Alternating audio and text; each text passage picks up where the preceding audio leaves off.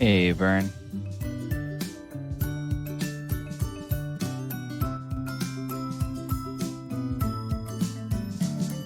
What's up? Hey, Mike. How you doing? I brought you 5 viewers from my channel in. Thank you. Yeah, no problem. I was playing Among Us, and so we just came on in. All right, great. Hey, welcome everybody from Saphir's channel. Having a problem. What's wrong, Vernon? You sound a little quiet. Oh, I know that one of the programs did a freaking update today because I was getting, in my testing a few minutes ago, I was getting absolutely no sound through OBS. And I had to go and play with 2 or 3 different settings in different places before I figured out what was going on. Or at least I got sound now. So Well, I hate when they do that. Here, we made it better. can you hear me? Oh yeah, we can hear you, and Vern can hear you. You guys can hear me. I can hear everybody. Hey James, we can hear you. Keep your eyes on the road and your hands upon the wheel. It's like the great philosopher Jim Morrison told it, the great public safety officer Jim Morrison. I had to put it push to talk because it would get annoying if it was voice only. Hey, Galabond, I don't see those creatures in my journal. Okay, I made them as tokens and I put them under your control. I wonder if I would have to create them as actual creatures. That would be annoying if I had to. I mean, it looks like it's very easy to do, but I just don't have the rights to do it. I think it's just a matter. You look it up and you can add it, but I can't do it. I don't have the rights. Just like Casper. I created tokens for them. So they are in there. They're in the art library as tokens. Let me see if I pull this thing back out on the thing. Okay, well when it comes out, okay. That's why, because it's not associated with an actual character. Well, that's just a real pain in the tuchus. Because there's not a character for that animal name. Okay, well, damn it. Alright, we probably won't need them tonight. And if you, for some reason, if you do use them tonight, I'll just pull them out of the art library for now. But what I'll have to do is I'll have to actually create a stupid character for them in the journal, and then assign that character to you and assign the token to the character for you to be able to have it. I thought I could get away with just creating a token and assigning a token to you, and that would take care of it. But apparently that's only if it never leaves the field of play.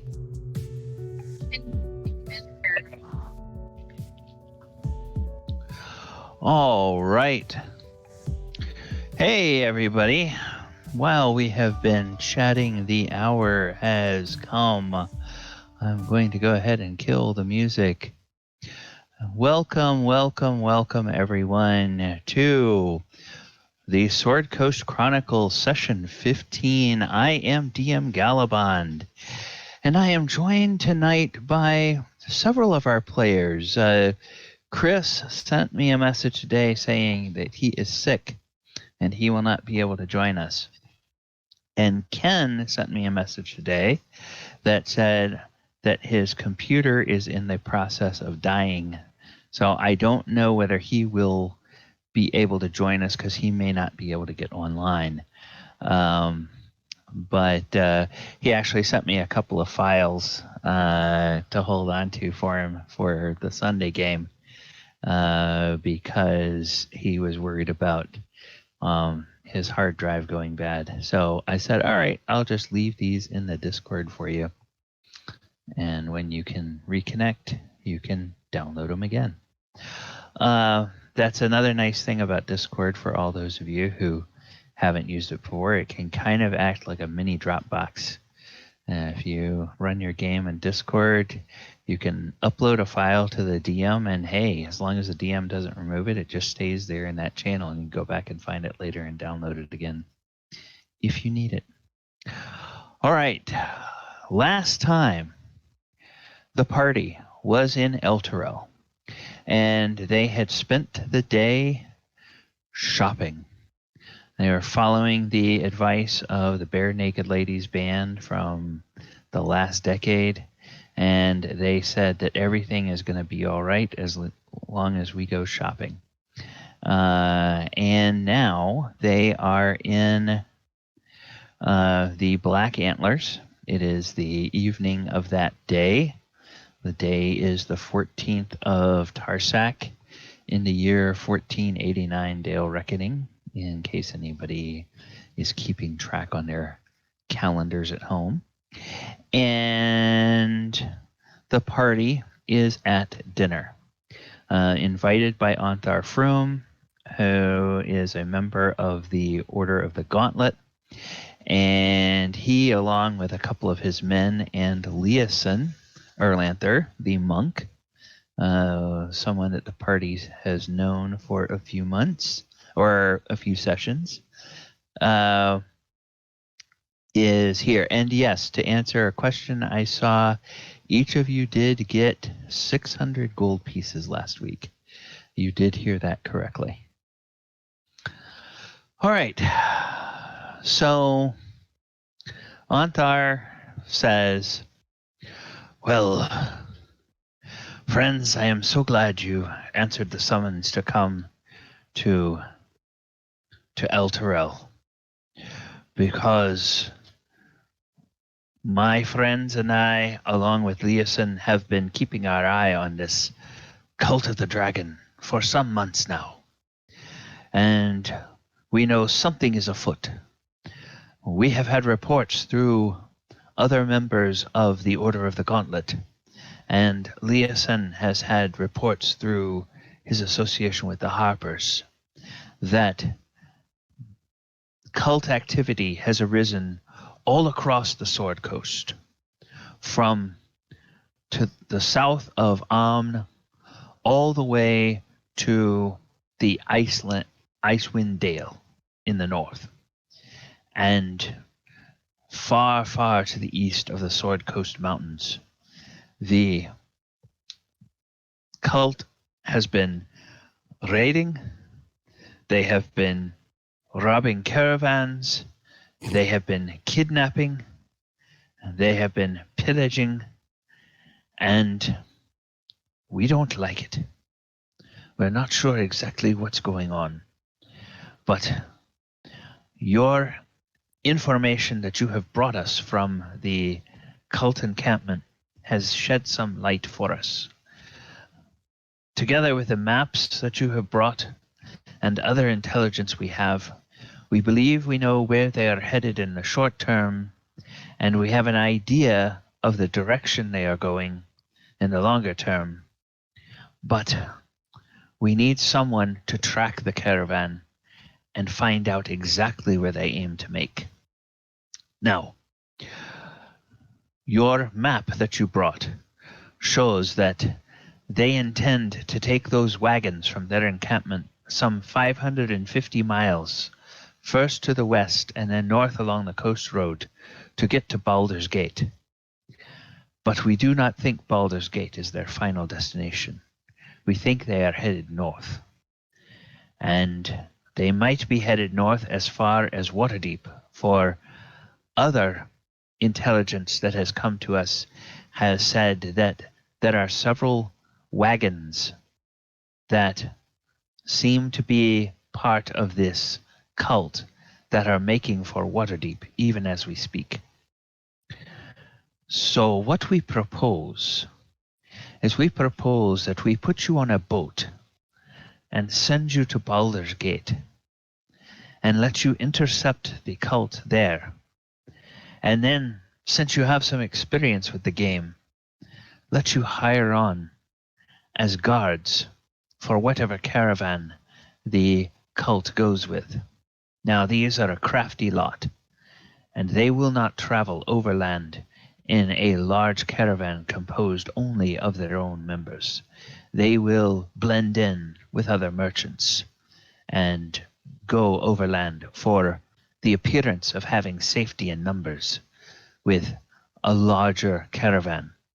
Likely, their real aim is to find out which of those merchants has the fattest wallets and the greatest treasure, and then attempt to have some sort of ambush hit the caravan, and of course, only the poor merchant with the most valuable goods will be the one who suffers the greatest losses.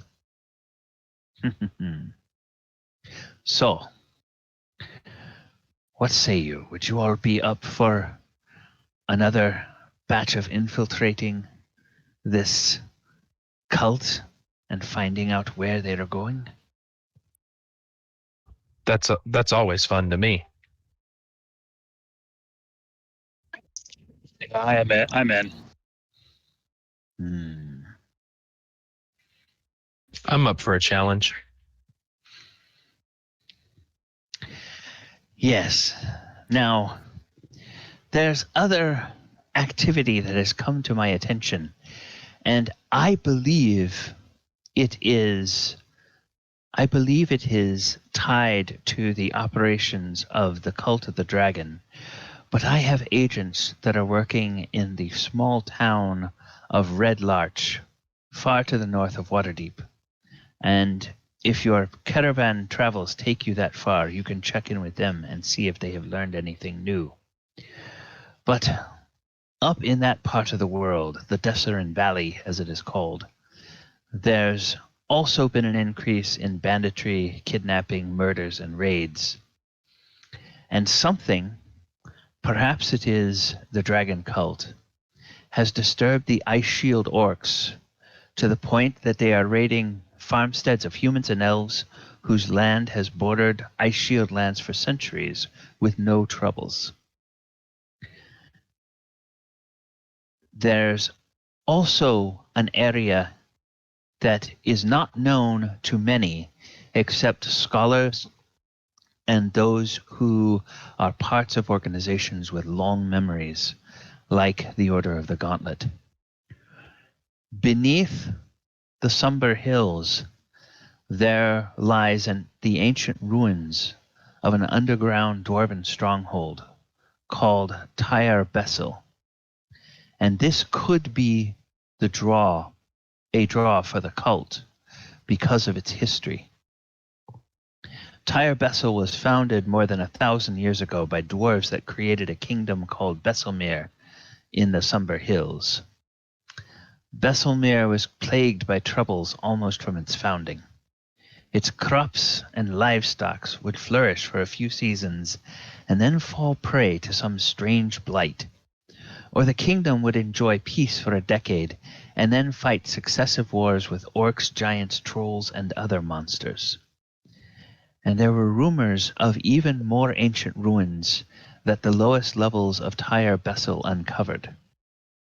Eventually, the dwarves simply abandoned Besselmere and Tyre Bessel entirely.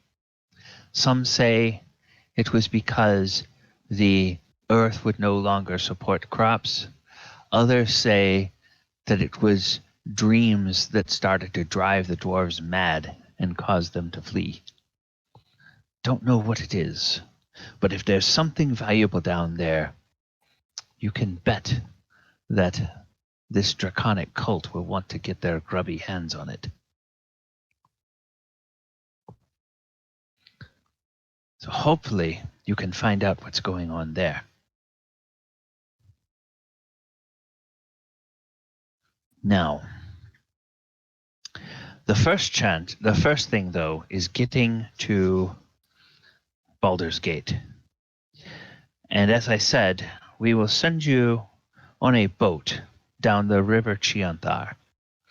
That trip will take about 3 days. The riverboats will travel only during the day, and they will tie up at night. And we have worked out to the best of our knowledge that we think it will be some 10 to 15 days before the caravan reaches Baldur's Gate. So you can leave in 2 or 3 days and still have several days lead on the cultists to beat them to the city. When you get there, I would urge you to go to a friend of mine. He's a trader named Akin Celeban. And I'm going to put that in the Discord for you guys. Okay.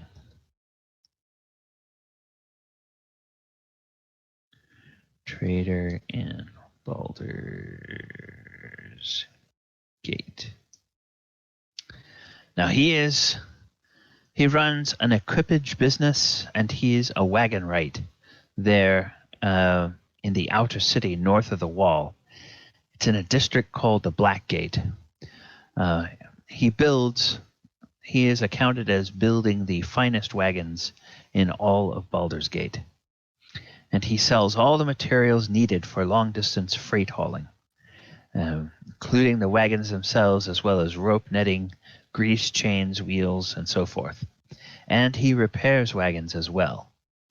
And he is known to all of the caravan companies in Baldur's Gate. So if you go to him, he would let you operate out of his shop as his so-called helpers. And there you would be able to watch not only who comes into his shop, but also who does business with all of the caravan companies in the area. If you all manage to see any faces of people who are in the cult, I dare say you will probably recognize some of them. And this is where the dangerous part of the equation comes in. Because if you recognize some of them may recognize some of you. So the question is, how good are you all with disguise?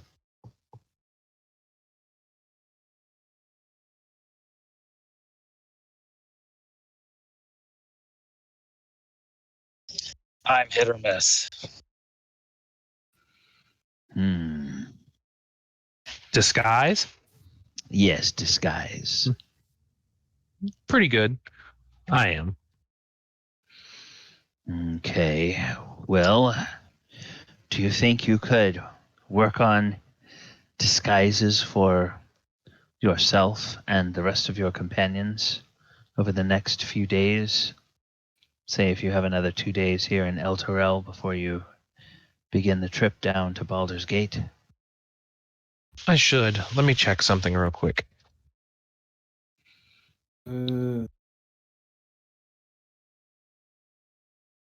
If Hope goes with other caravan, then we only need one. Yeah, I can work on the disguises. Because we go with caravan that goes with them. Yes, you go with the caravan that goes with them. And then only they see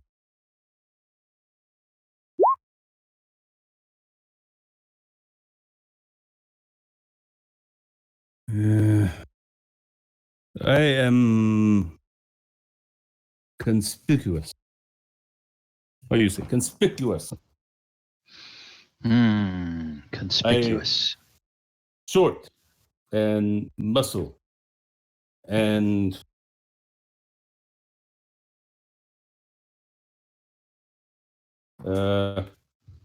known person, celebrity. Mm. And Leeson, he says, I may have a way to help with this. I have a friend here in Elturel. She is a merchant by the name of Meta Raventoe. And she owes me a favor.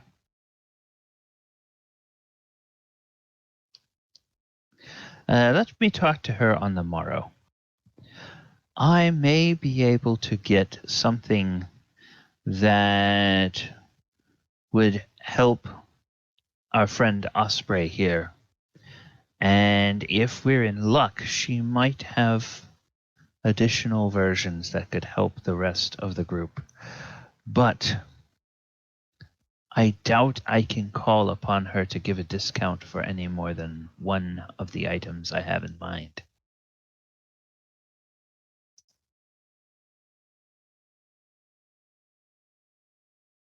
How much per item? Let's see. I think this is an uncommon item. Yes, it is. Okay.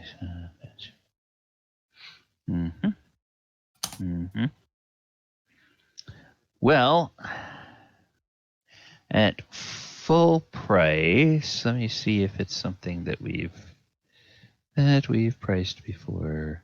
I don't think we've priced it in this game. So I'll go to the other game.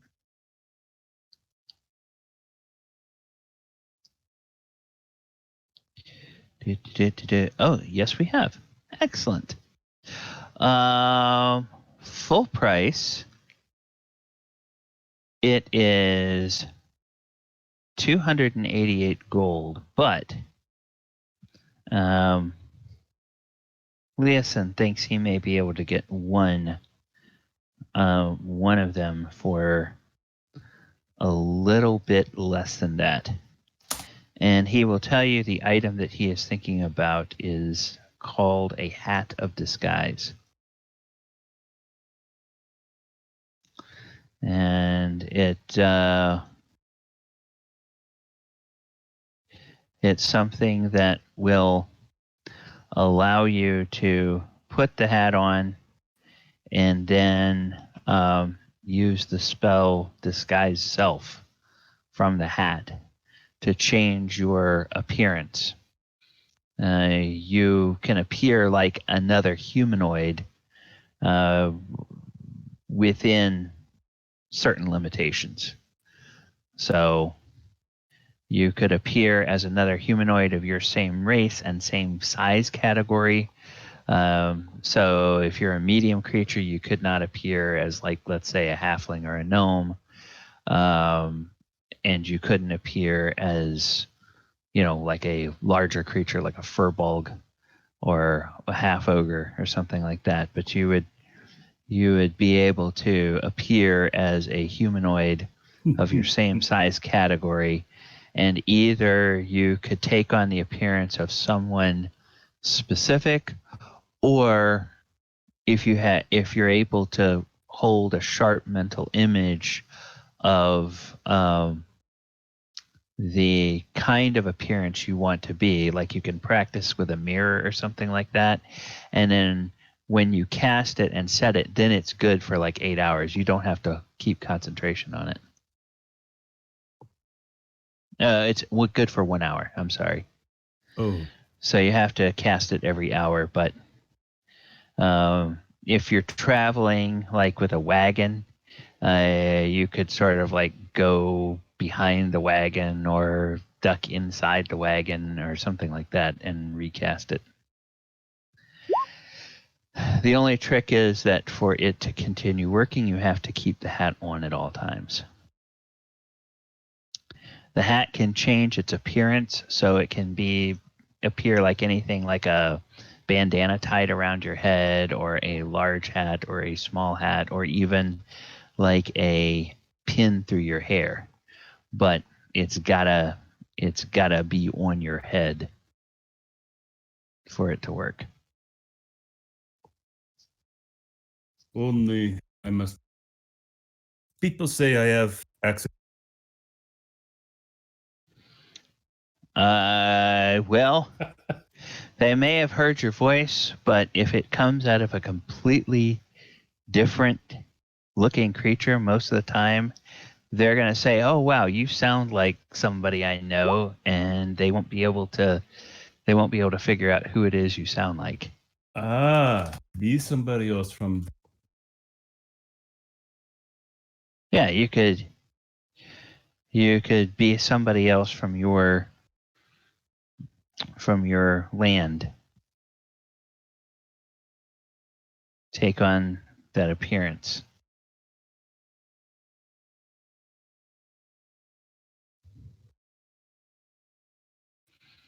Maybe there's a friend whose face you can bring to mind, or a mentor, or a family member, or something like that.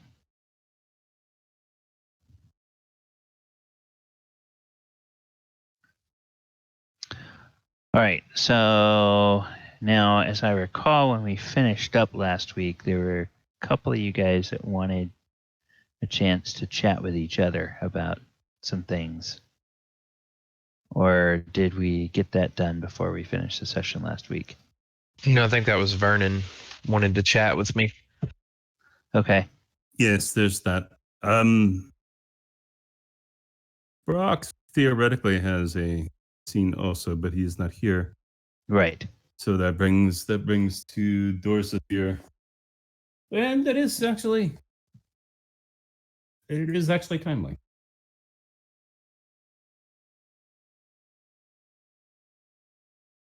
So okay. So it has to be after the dinner. He won't start it in the middle of everybody. Yeah. They'll go ahead and take it that Thaldor will look for some supplies for disguises. Leeson will talk to his merchant friend the next day, see what he can come up with, and then within 2 or 3 days, they'll get you on the boat and headed downriver to Baldur's Gate. And then they will take their leave, so I'll go ahead and let them take their leave. And you guys have the floor. They're so noisy when they leave.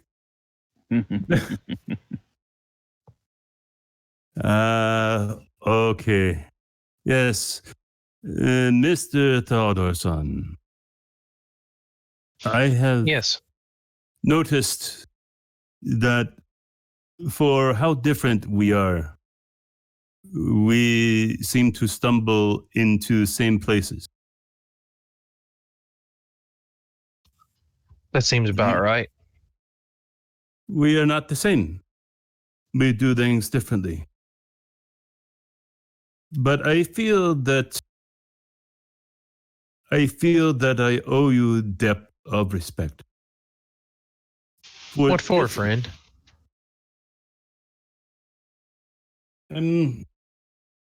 Because that's Vernon. Because first time I brought Dragon down, started whole mess.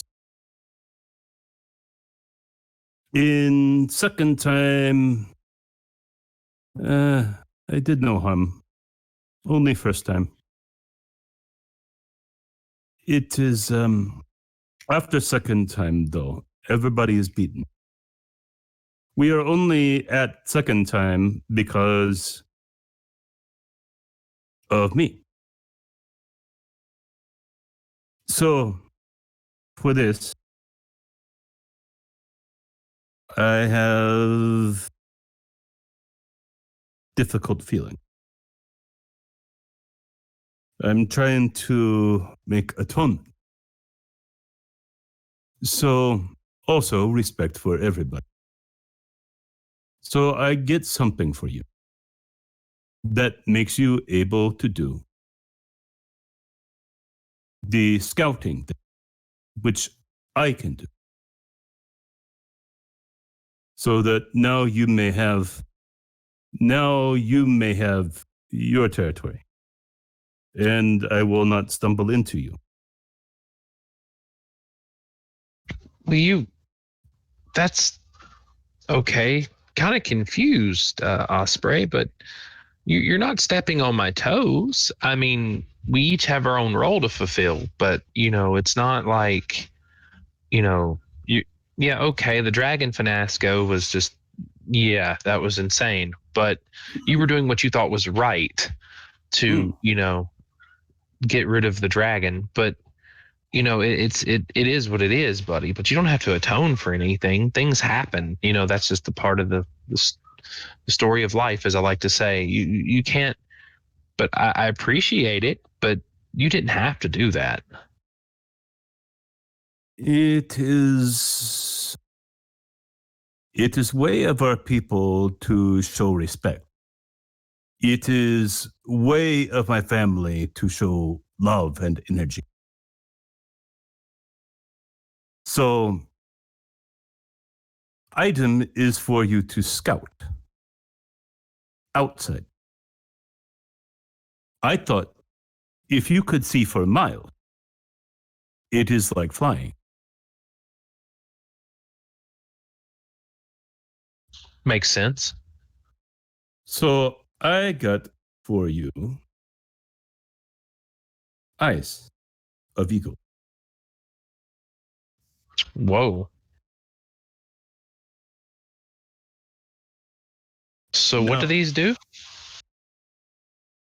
You can see far away. Eyes of Wow, I really appreciate that, Osprey. That's a big gift, man. Thank you. I'll try to put them to great use. Maybe I can scout something far away so we don't all get bum rushed.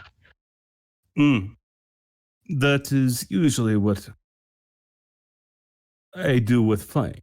You can do it on ground. There's one little thing. I alluded to it last week. I better copy that. But it is a small thing, but it is a thing.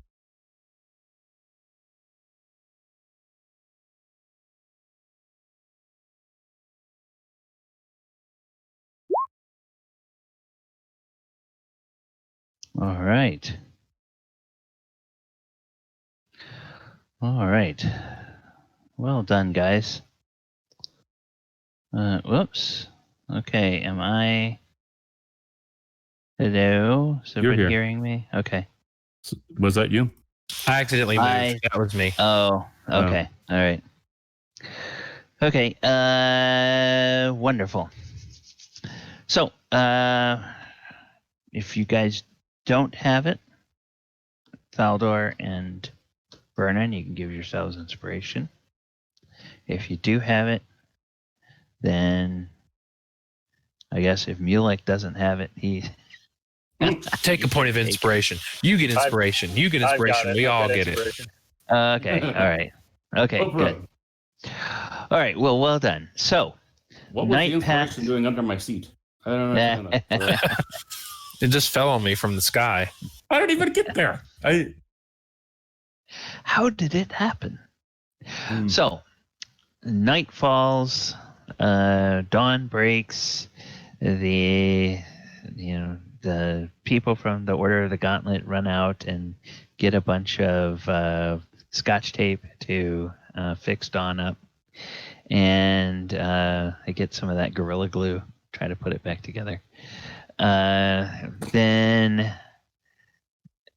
you hear from Leeson that his friend Meta Raventoe, she does have several of the items in question, and she will honor the favor that she owes to Leosin. And that favor is worth selling one hat of disguise for 100 gold. Now, she has enough for... She has actually 3 hats of disguise in total. The other 2 she would have to sell at full cost. So, but one of them she can part with for 100 gold.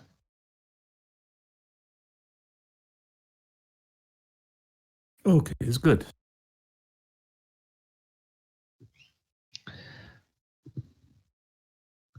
So, Saldor, what can you do? Oh, I have disguise kits. okay. And I can mimic anybody's voice that I hear for over a minute. Okay, Ontharr Froome will supply you guys with... He seems to know somebody over in the artist quarter, and they supply him with about 50 gold, which you can just put down as part of your inventory, Thaldor.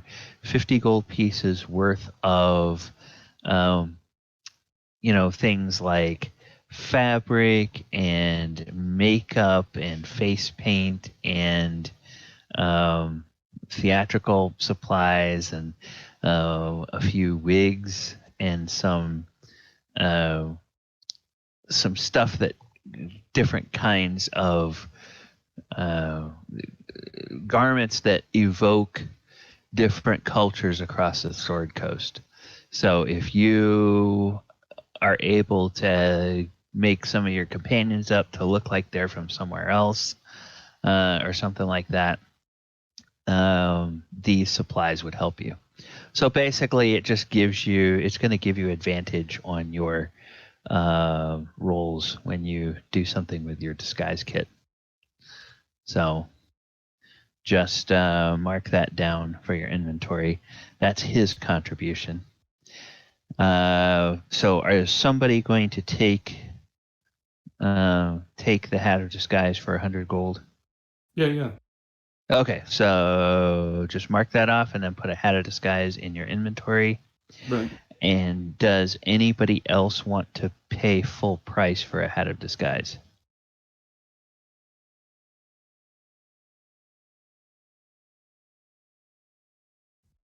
So Okay. I can disguise myself for a short period of time, but Thaldor, if you help, make me look a little bit different, I think I might be able to get some mileage out of it. Oh, buddy, I got you. Okay. I won't even recognize you when I'm done. Nice. Good. All right. So yeah, of course the thing is, depending on there are plenty of people that, especially with Faldor will be able to easily recognize the human cultists, because it's unlikely they would have any kobolds on a caravan, so it's probably going to be the humans. Humans, half-elves, elves. He'll be able to recognize all of those that he met and saw at the camp. But of course, the thing is, you don't want to take the chance that any of them recognize you as the people who were there when the camp was attacked, because, well, then that could cause complications on the road. Well, and we were wearing cultist robes when we met them earlier, so that might Right. help us a little as well.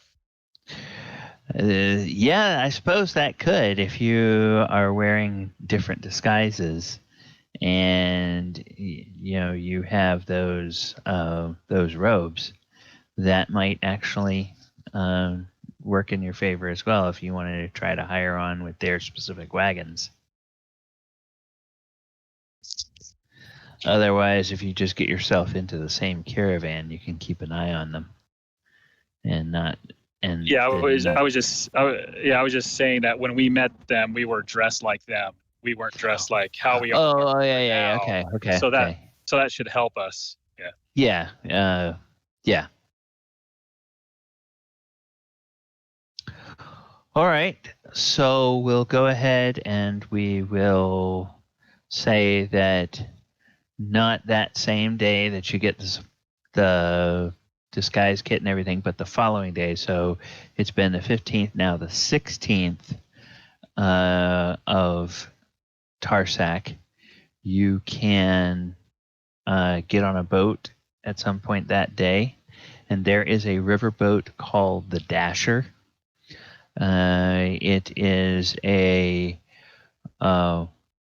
boat that is an open-hulled river cargo boat. So it's a wide boat, maybe like 15 feet wide, with a very shallow draft, and it's got 2 sails, and it carries quite a bit of cargo, and there's actually space for some passengers. There are also spaces for people who can work as crew, but Ontharr Froome is paying for your passage to Baldur's Gate, so you all are not expected to be part of the crew helping on the ship. It travels by day, and it ties up at villages along the river by night, because it's not equipped for navigation at night in the river. The hull is not sturdy enough to withstand if it should run into a rock or a submerged log or something that they can't see at night. Hey, DM, question. Did we get 600 gold at the end of last session? Yeah. Okay, just Yeah. making You sure. weren't here when that was asked a few minutes ago. Yeah, I just Or 3 times last week. I'm multitasking. Give me a Okay. second. Hey, I got a question. Ask away, Vernon. Vernon, if you ask that same question, I'm going to take your inspiration away. The DM giveth and the DM taketh. All right. So, trip down the river is fairly uneventful, and you find yourself in Baldur's Gate. So you leave, let's say, on the 16th, 17th, 18th, 19th. On the 19th of Tarsak, you get to Baldur's Gate. And you make your way to the part of the city called Blackgate. And let me see, I think that I have somewhere in here, I have a map of... Well, obviously, I have a map of the route that you guys take. So that will be here. So yes, you guys leave Elturel and then come down. Whoops, I did not move you. I moved myself, but I did not move you. That was bad. Okay. So you're here in Elturel, and then you come down the river, Chianthar, and on the 3rd day you reach Baldur's Gate. And you make your way over to Blackgate, the district outside the North Gate, and you have no problem finding the shop of one Akin Akin Celeban, yes. As advertised, his shop is extremely well appointed, and it looks like it's very well run. And even though there's a beehive of activity, and you can see that they are in the process of constructing several wagons and repairing several wagons, and they are selling supplies to merchants and all of that other good stuff. But they keep it nice and clean and tidy, and it is by far the largest shop of its kind here in Blackgate. And you ask, and you meet a man named. You meet the Akin Celeban himself. He's a human. He is around 6 feet tall. He is probably approaching 50, which makes him kind of old for a human. But he's got a barrel chest and arms that look like the arms of a blacksmith. And he's got a receding hairline with hair that is still mostly brown but is streaked with gray, and a beard that is almost completely gray. And his beard is neatly trimmed, and he comes out and he says, "Oh, welcome to Celeban's equipage. I'm Akin Celeban. How can I help you?"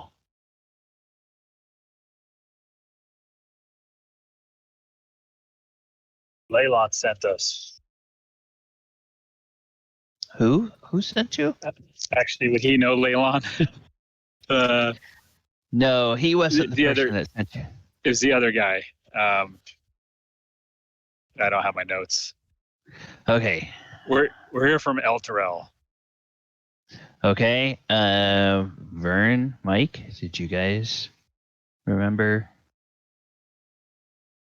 I'm kind of spacing tonight. Sorry. Okay. Well, it's probably in the Discord if you check that from last week.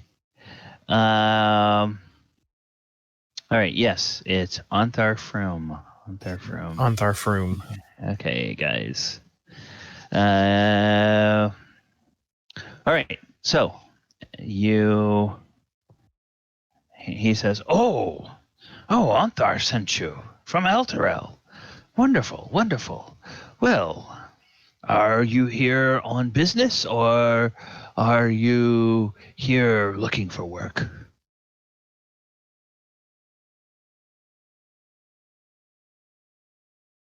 I think we're here on business. Yeah, or probably a little bit of both. Okay, I see. Well, Ontharr is a good friend of mine, and he's never steered me wrong. So, tell me, how long do you anticipate being here in Baldur's Gate before your business takes you on the road?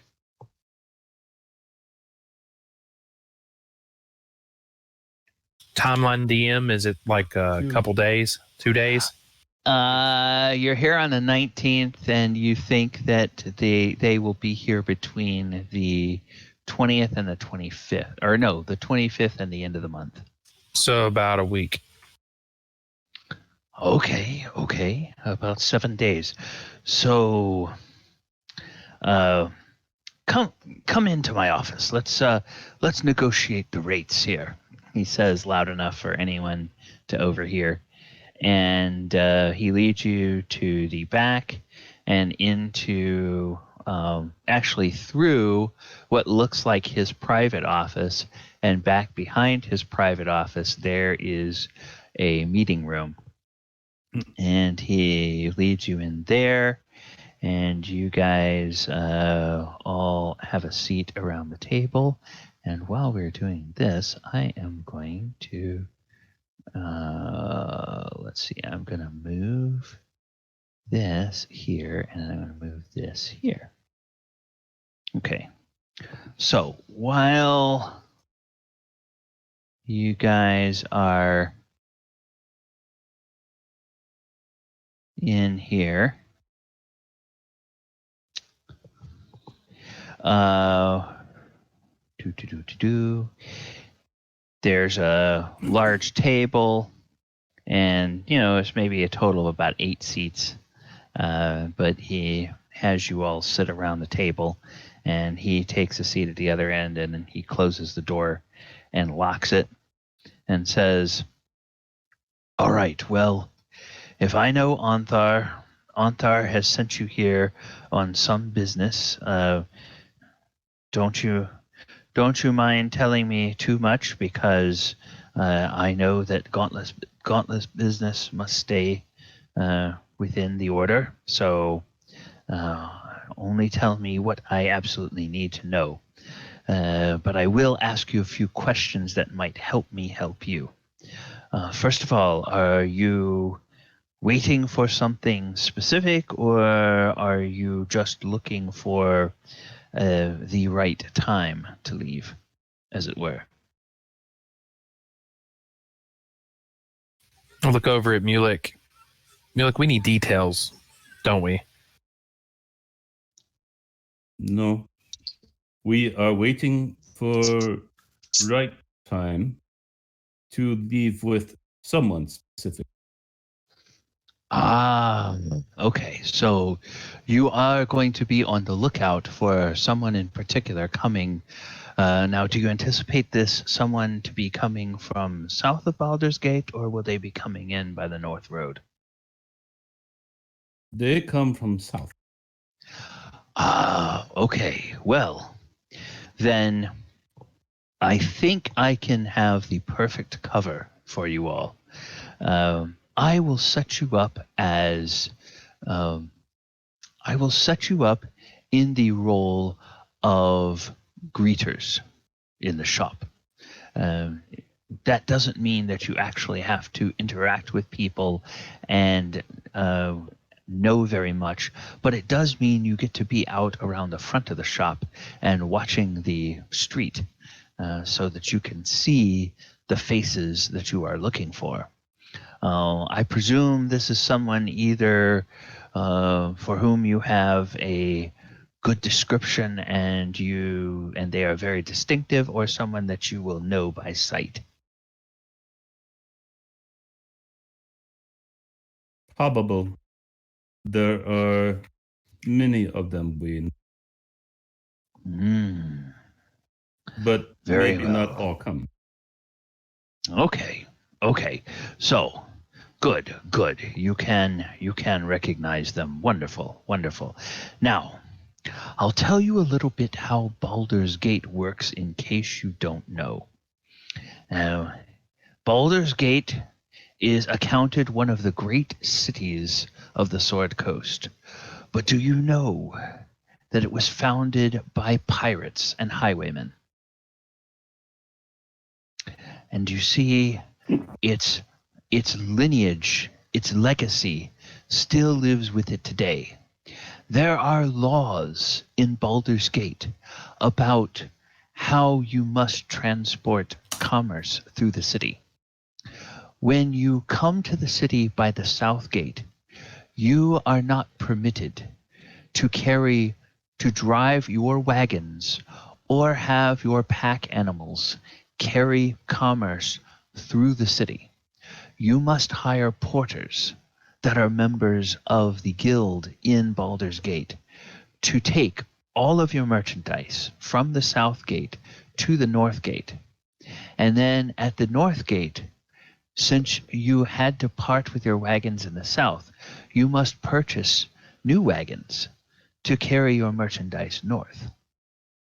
And the same goes for those for those merchants who are bringing their goods from the north and want to go south. So what happens most of the time is that at the north gate and at the south gate, great bazaars like this one here in Blackgate, they grow up, and the merchants bringing commerce to the city sell all of their goods in these bazaars, and then buy goods from local merchants here to take back the same direction that they went. So if the people you are looking for indeed are going to be bringing merchandise through the city, they must account that merchandise very valuable indeed. For with the way the river Chianthar and its deep gorge for the next 50 miles upstream are situated, there is no route around Baldur's Gate except through the city itself. Now you see why it is accounted to be living out well its legacy of the founders, the pirates and the highwaymen who first established it. The city has learned how to steal from merchants without actually breaking any laws.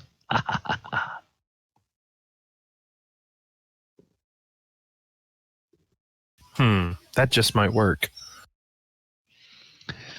So, as I see it, your friends, or I should say, the people that you are waiting for, will have porters bring all of their merchandise here, and it's a good bet that they will come to my shop to buy their wagons, especially if they are looking for quality. What say you? Do you think that with the kind of journey that they plan ahead of them, that they will be looking for quality, or will they be looking for the cheapest price?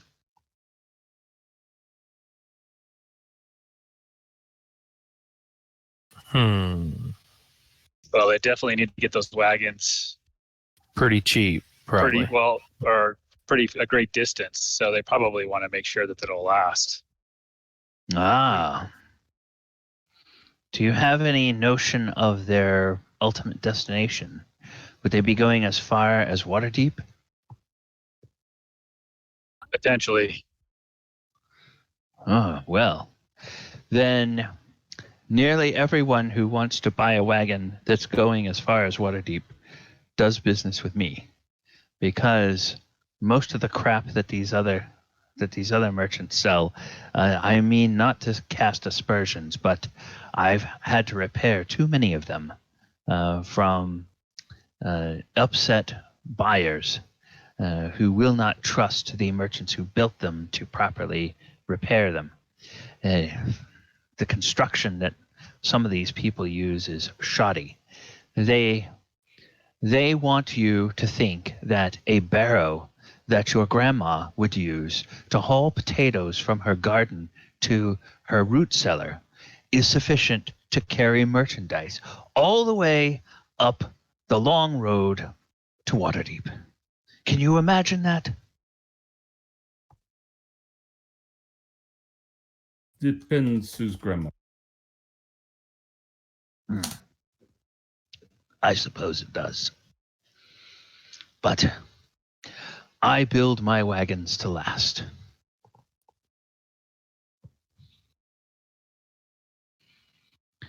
And I charge a fair price. Well then, you all are welcome to come by tomorrow.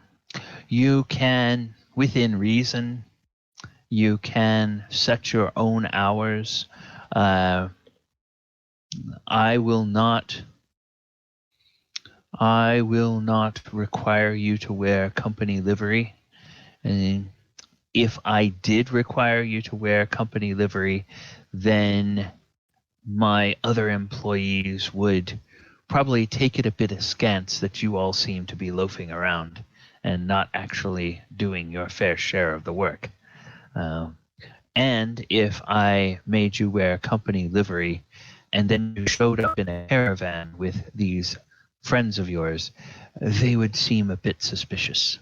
So I think it best if you all not wear company livery. But you're welcome to come in and out of the shop during opening hours, of course.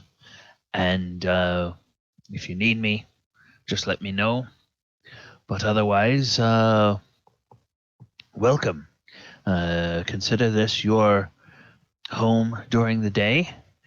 And I can recommend a couple of inns if you need places to stay. Or if you're already familiar with the city, you may have places that you want to go. Stay on your own. Actually, I don't think we would mind having you provide us a recommendation of a good place to stay. Okay.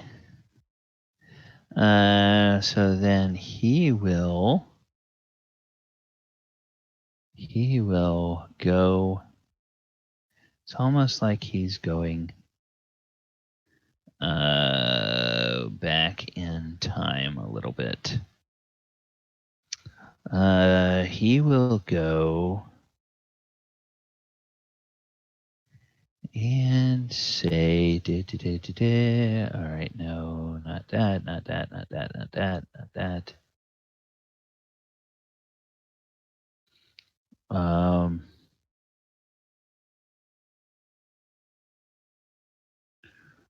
right, the inn that he recommends for you is he recommends.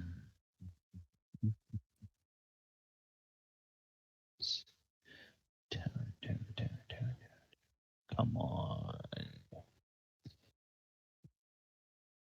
Da, da, da, da, da, da, da, da, da. Okay, there we go.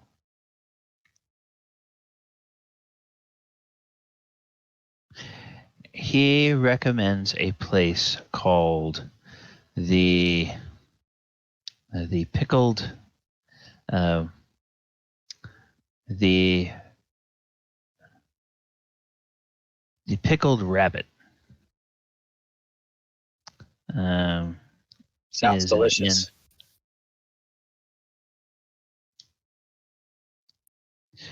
And he says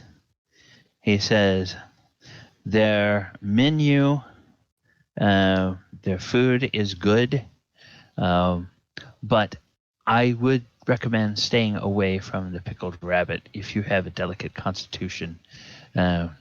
It can be a bit disquieting for those that are not used to such fare.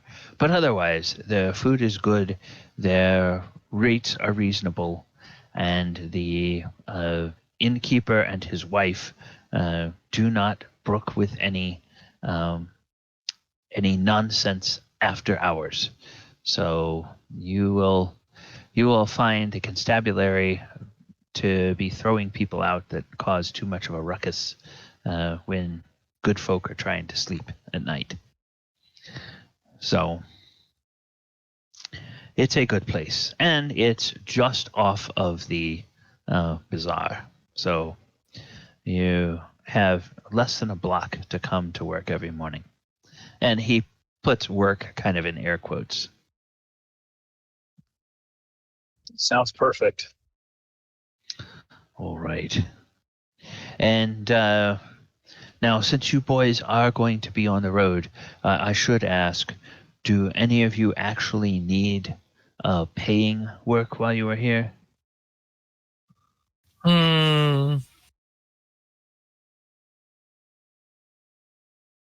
Do I really need Yeah, more coin? I don't mind doing a little bit of work, picking up a little extra, learn an extra trade here and there at the short time that I've got. Got a week. Yeah, I don't know. Might be able to pick something up. Sure. Very well. Well, Why not? Tell me then, gentlemen, what is your specialty? What skills do you have? And he means that kind of in a general trade sense, not in a mechanical D&D skills sense. Oh, dang it. I was going to say Shady is as Shady does. I'm wondering if we are in costume or outside of costume at this point, because this is like... yeah, the trip took a while, yeah. That's up to you guys. You know that this is someone that Antharfrum trusts, so he's on the level. Yeah.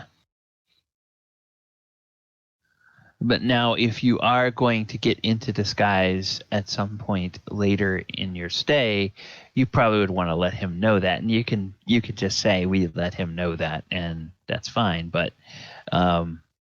because if you show up looking too different, he may not recognize you, and he may ask how he can help you again.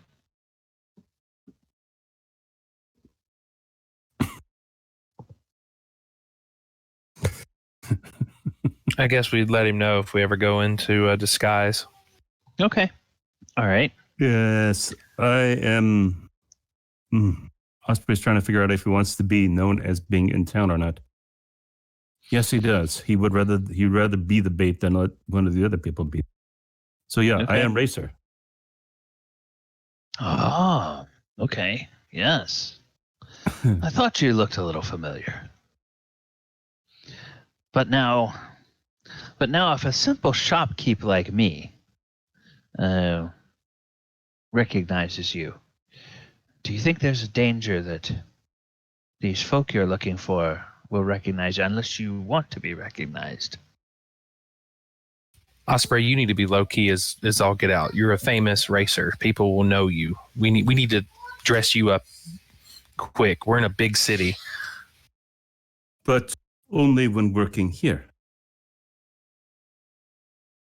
I think they will not come after me. If they come after me, as me, this makes it easy for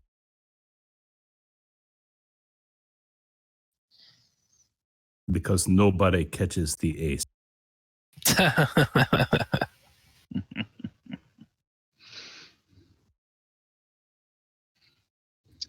And they will reveal themselves. That's fair. For while I'm here, might as well tell you, my name is Buck Rogers. Well, pleased to meet you, Buck. BD. Oh, Buck.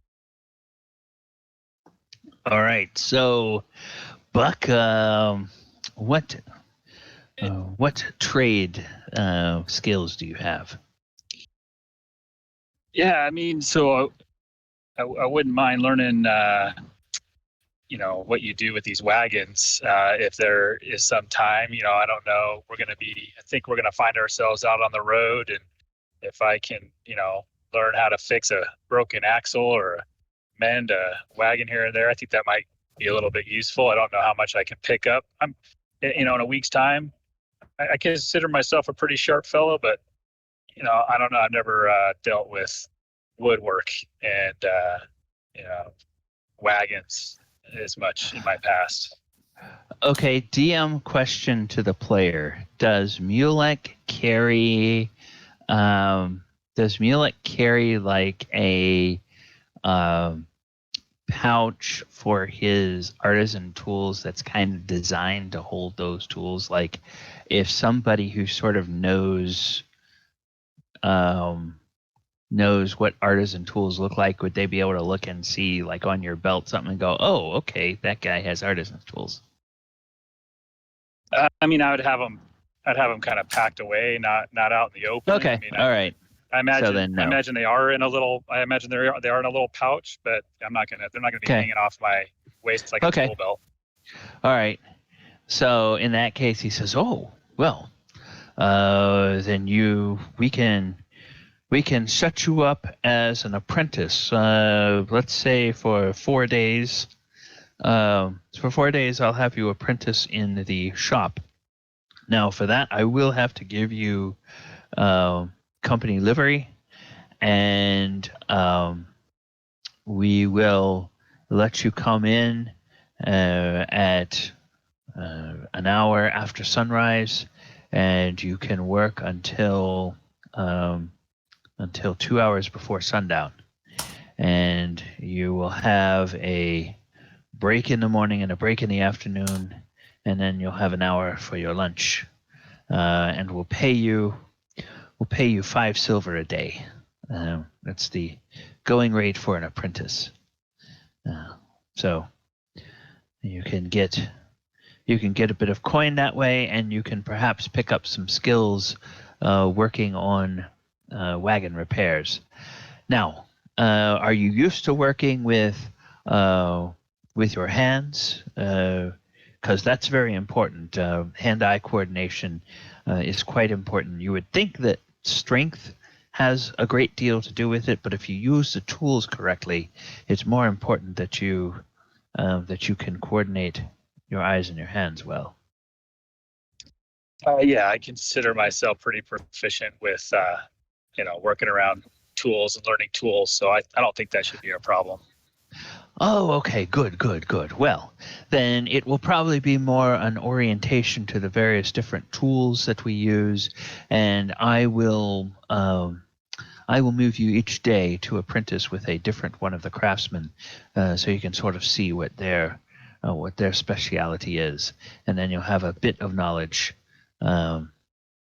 for your trip on the road, and we will find some reason to conveniently transfer you to the greeters after your 4th day.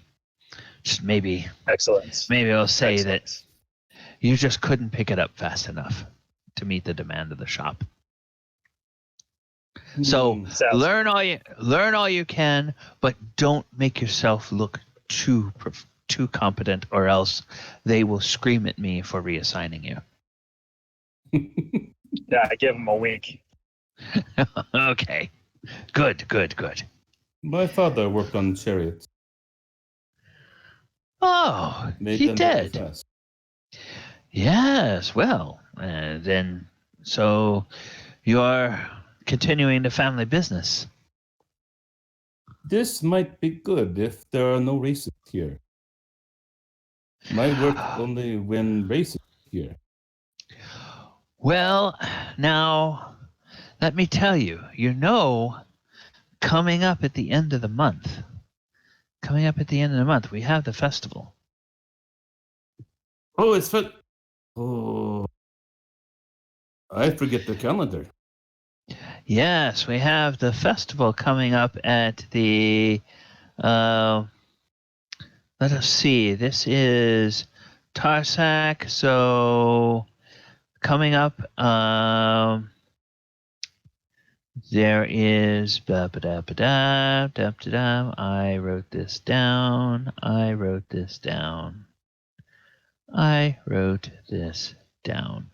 Where did I write it down? Okay. Yes, green grass. Green grass is the festival that is, it's an annual festival that sits between the 30th of Tarsak and Myrtul 1st. So you all may wind up being here that long. You do, or he will tell you, Akin will tell you that as of the 28th of Tarsak, every merchant caravan company in the city will refuse to send a new caravan out until after the festival, because around the 25th of the month, the entire city shuts down to get ready for the Greengrass Festival, and hardly anything gets done, and none of the workers that help get the caravans ready want to do anything during those 5 days.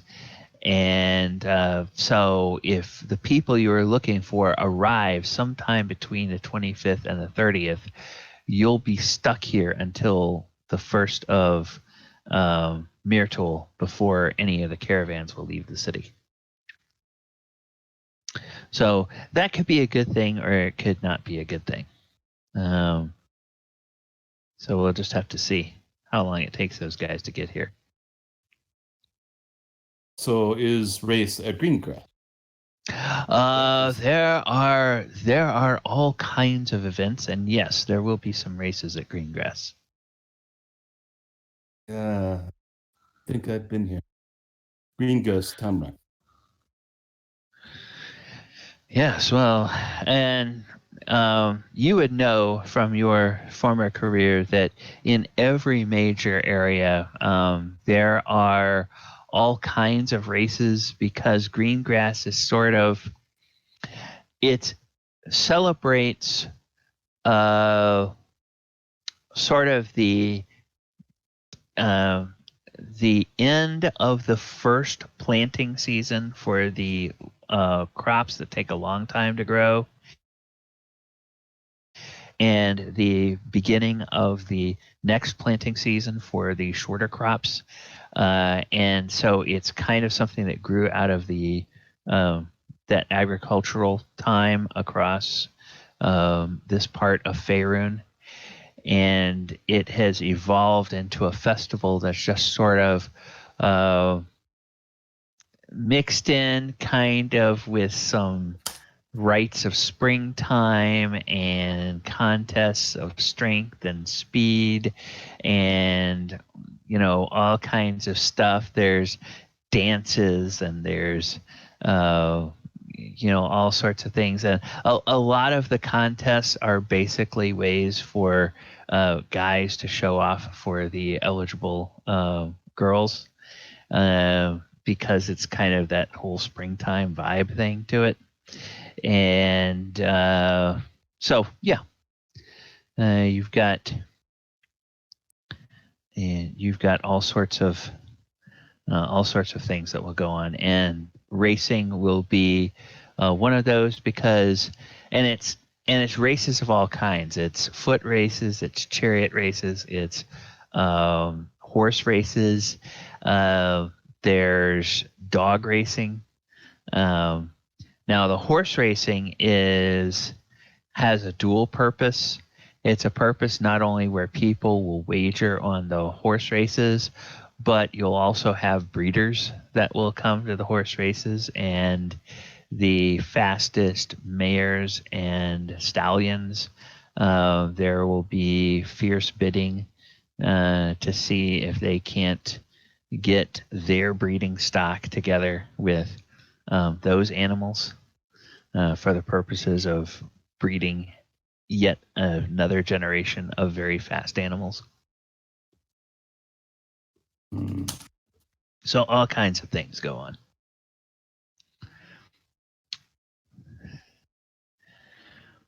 And he will tell you where the registrars are for all of that kind of racing. So if you want to go and register for any of those races, you're free to do so.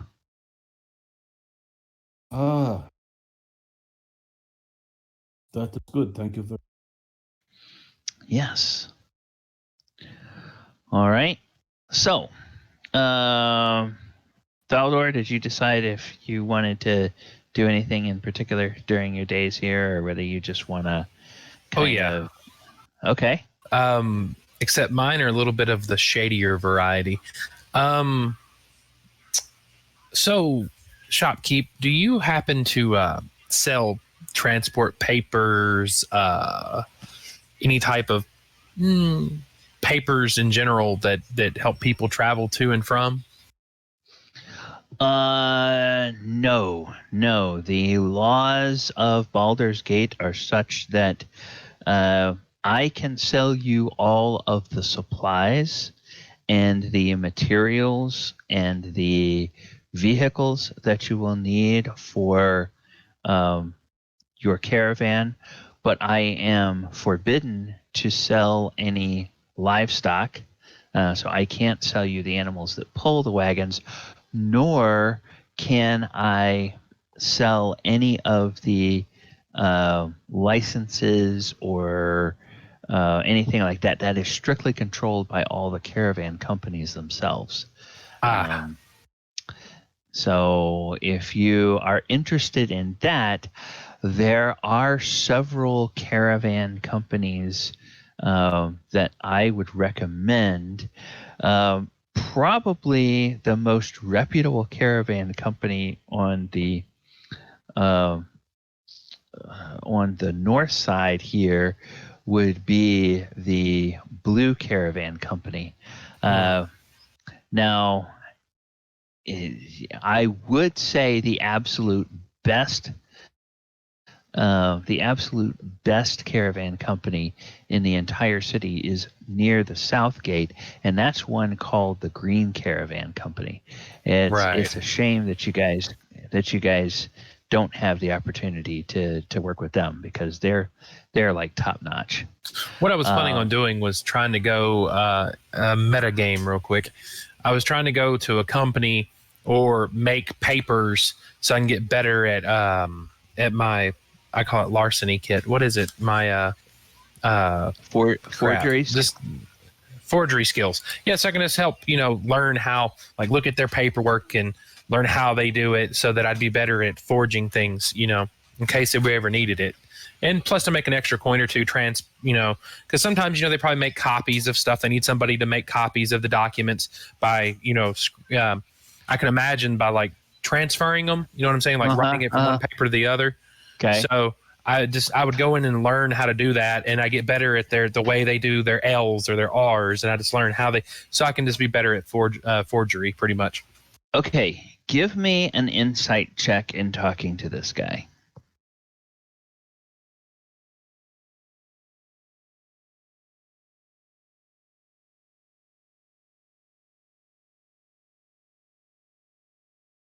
$17. That's pretty good. Okay, you're a pretty good judge of character, and you judge that Ontharr Froom, especially as a paladin and as a member of the Order of the Gauntlet, he's while he enjoys having fun, he is a very strict by the book kind of person, and you get the feeling that this guy is very much the same way. So probably asking him about the best place to go for something like what you want to do is probably not a good idea. You get the feeling, this is Baldur's Gate, probably go through the Thieves Guild and figure out where you can, That's what I'm thinking. I'll probably have to make a nice trip to the Thieves Guild. Yeah.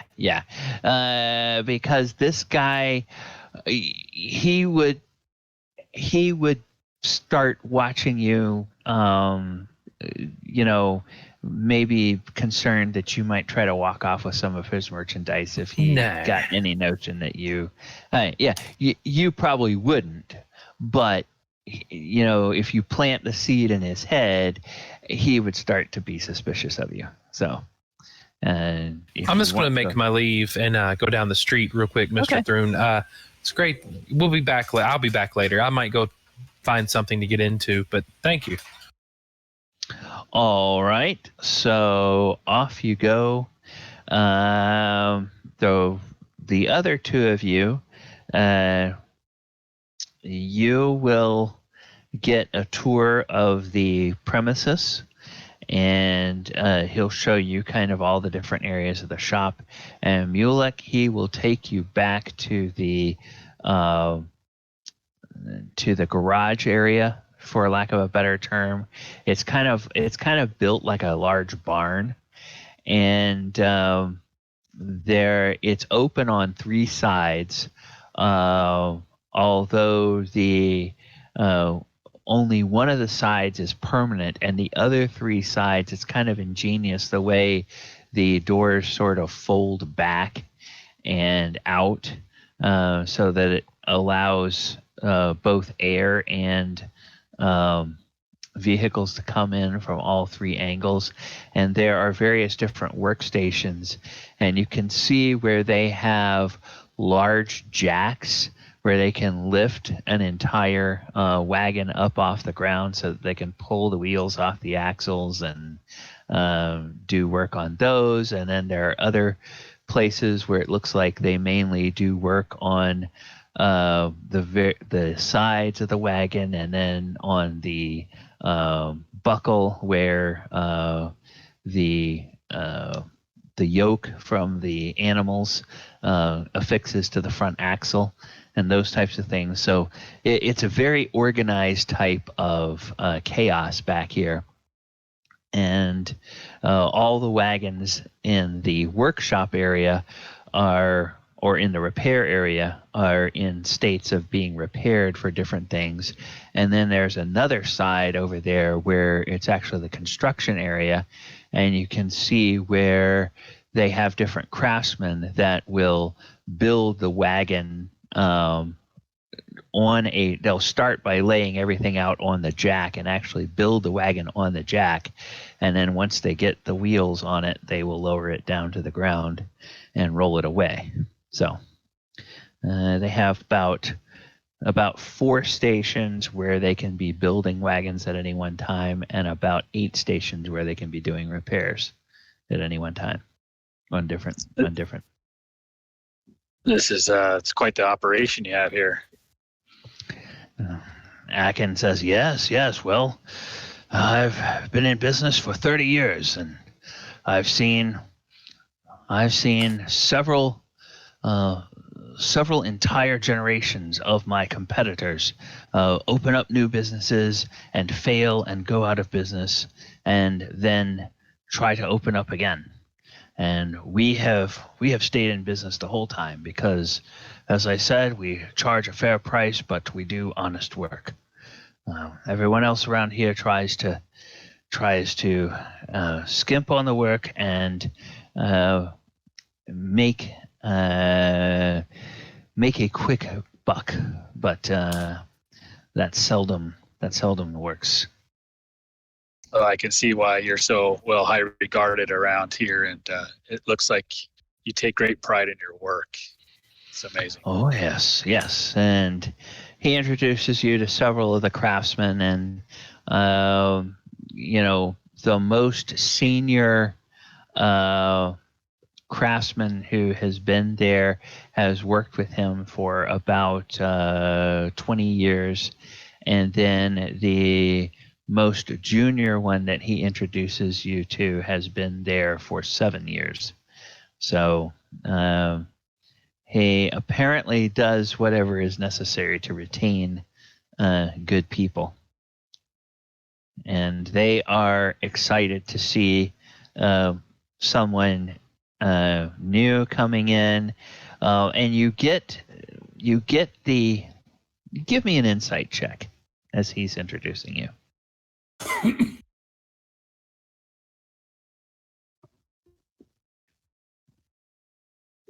Okay, that's good.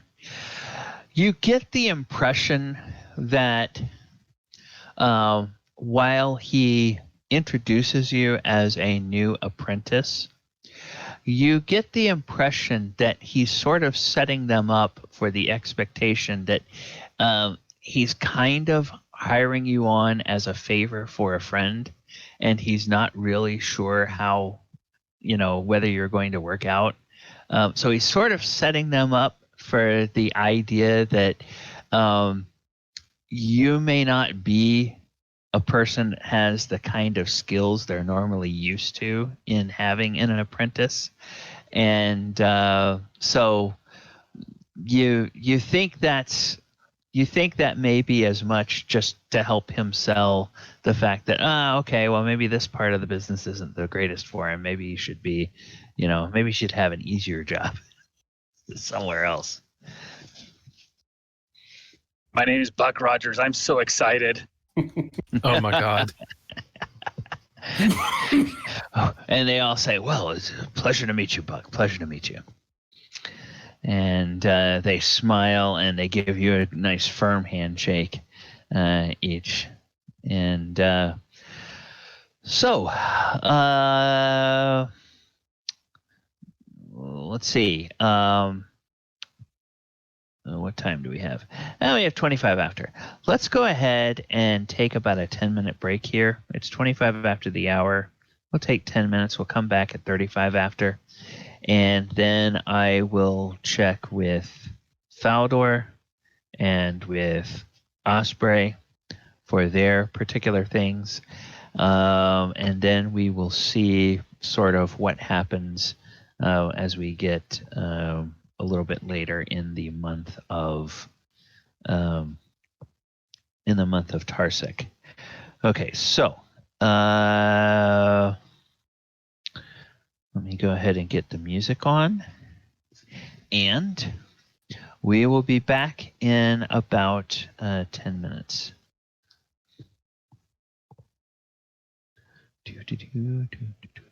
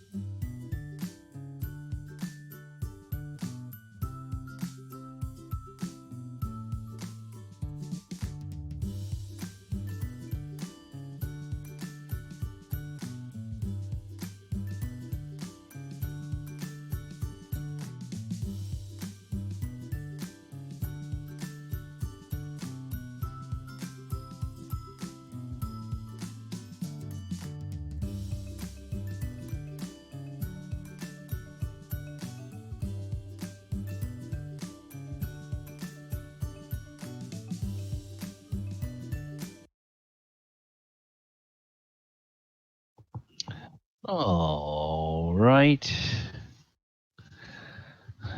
Okay. All right, welcome back, everyone. Welcome back, chat. Thank you all for hanging out with us tonight. Let us... players, are you guys all back? I'm here. Okay, wonderful. Well, Faldor, we are going to start with you. I'm going to take us back. Whoops, move this back over to Slate. All right, so you will start walking down the road and tell me, are you going in search of a front for the Thieves Guild, or what are you doing on this particular occasion? Well, I'm hoping it would just stand out to me, but I mean, I've been to Baldur's Gate before. But Oh, okay. yeah, So you would go to a known haunt there. Okay. Yeah, because that's where we started our trip from, was Baldur's Gate, wasn't it? Yeah. So I would know where the local Thieves Guild is, I imagine. Okay. Yeah. All right. So yeah, you go and you find the familiar shop, and you go in, and by giving the correct, asking the right questions and giving the correct answers to questions in return, you are led to the back and down the stairs to the cellar, where the actual business of the Thieves Guild is conducted in this location. And your contact here is someone that you've heard about, but you may not have ever dealt with personally. It is Jamneek the Shiv, who is a half-elf here in Baldur's Gate in the Thieves Guild. Wow, I've only heard stories of your legend, the Shiv. He says, yeah. And what are we calling you again? No, I mean, I'm in Baldur's Gate. I'm in the Thieves Guild. I'm Shady as it is. You can just call me by my name, Baldur. Baldur. Okay. Yeah, word is you haven't been around much lately. What brings you back? Oh, I got some business. And speaking of business, I need some work. You have any work for the next 4 or 5 days? Stuff that needs to be done? Maybe transcribing documents, forging documents. Making some poison up. Any just local dirty work that needs to be done. Well, there's always jobs. Tell me, is there a particular part of the city you're looking to work in, or a particular area? You say 4 or 5 days, so that presumes you have business that's going to take you elsewhere. If you leave South side of the city. South side of the city sounds about right, because I need to be on the lookout for some things. I'd say the south side of the city. South side. Okay. Yeah. All right. We can set you up with south side. Now, you mentioned something about paperwork, and it just so happens that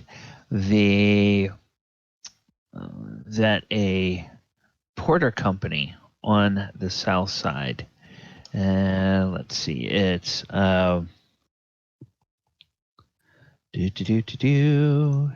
name generator. To other guys out of game, he said Porter Company. Get it, so we would know who's coming in and who's going out. Yeah. So, see, I'm in the inn, guys. I'm in the inn. So let's see what would be good. Who would be good? Yeah, it's got to be. Okay.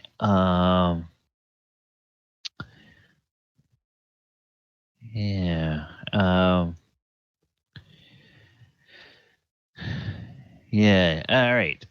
Porter Company called Cam's Carters.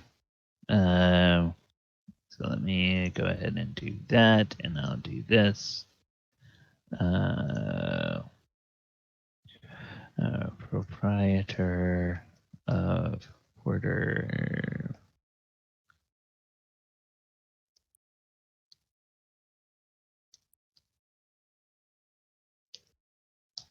All right, so and then Cam's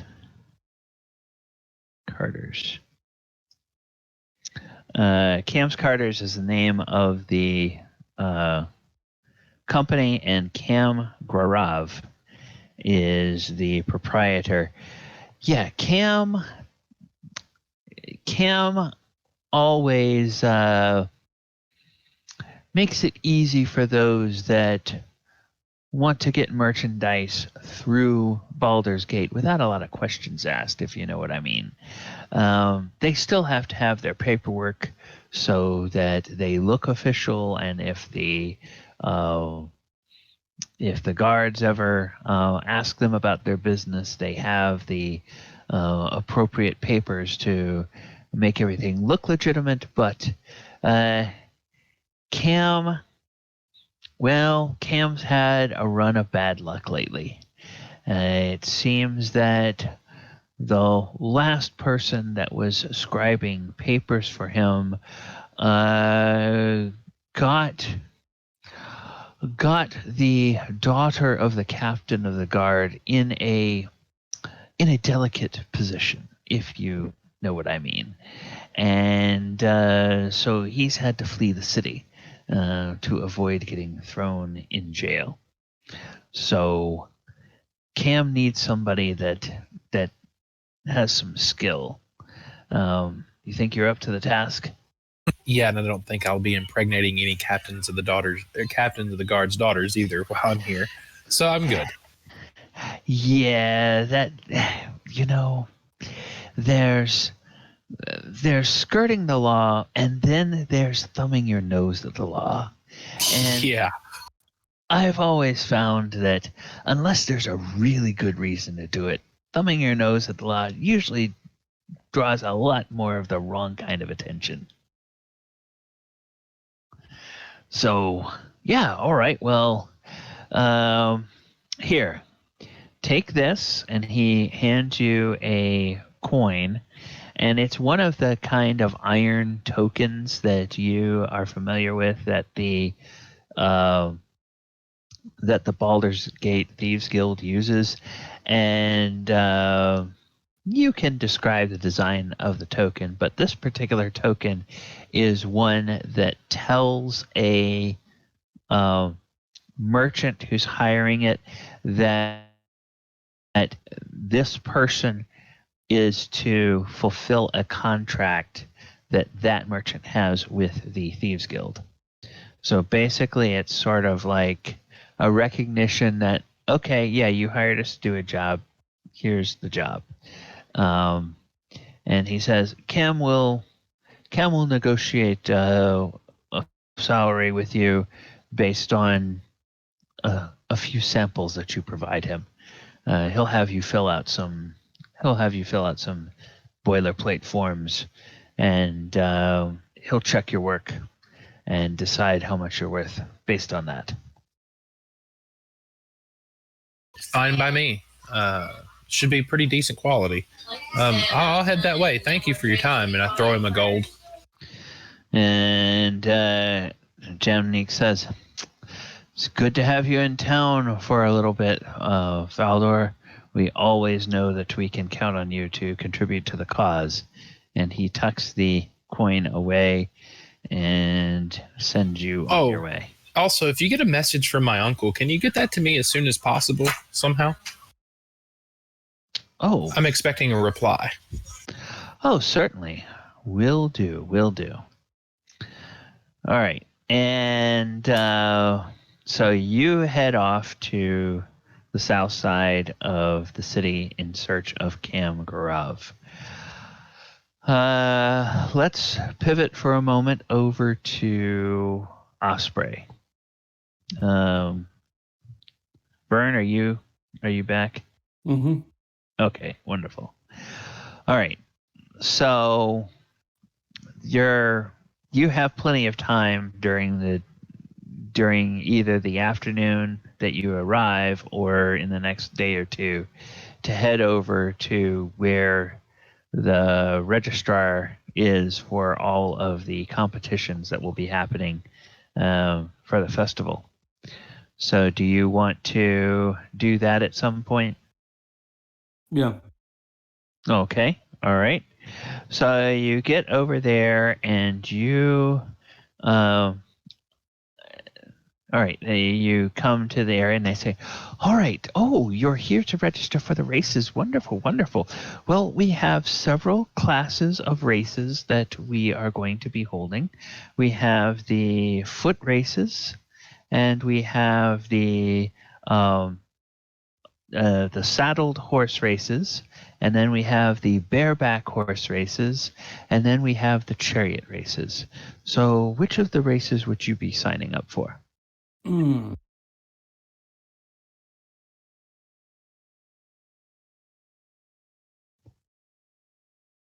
Very would gone through 3 of those. I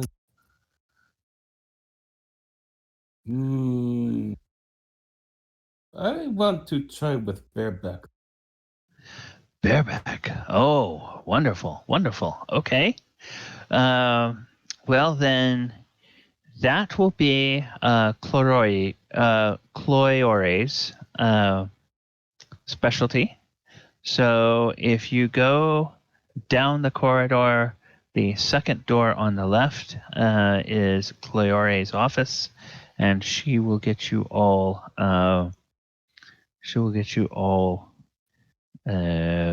Settled for and registered for the actual races. And so you realize that the person you've been talking to is something of a receptionist that sends people to the correct place. And when you go down the corridor, you get to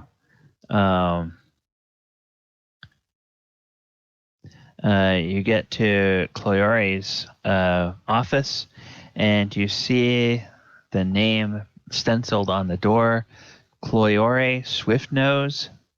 And as you open the door, you see that indeed behind this enormous desk there sits a gnome. And she looks like she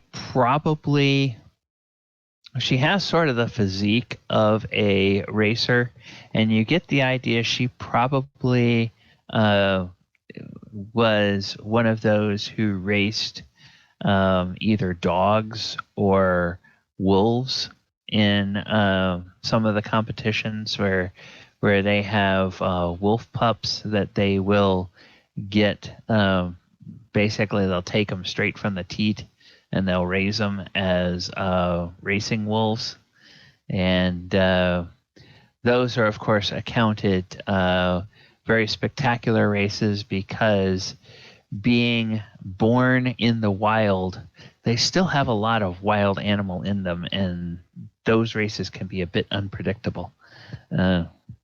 Even if they have a rider of a gnome or a halfling on their backs.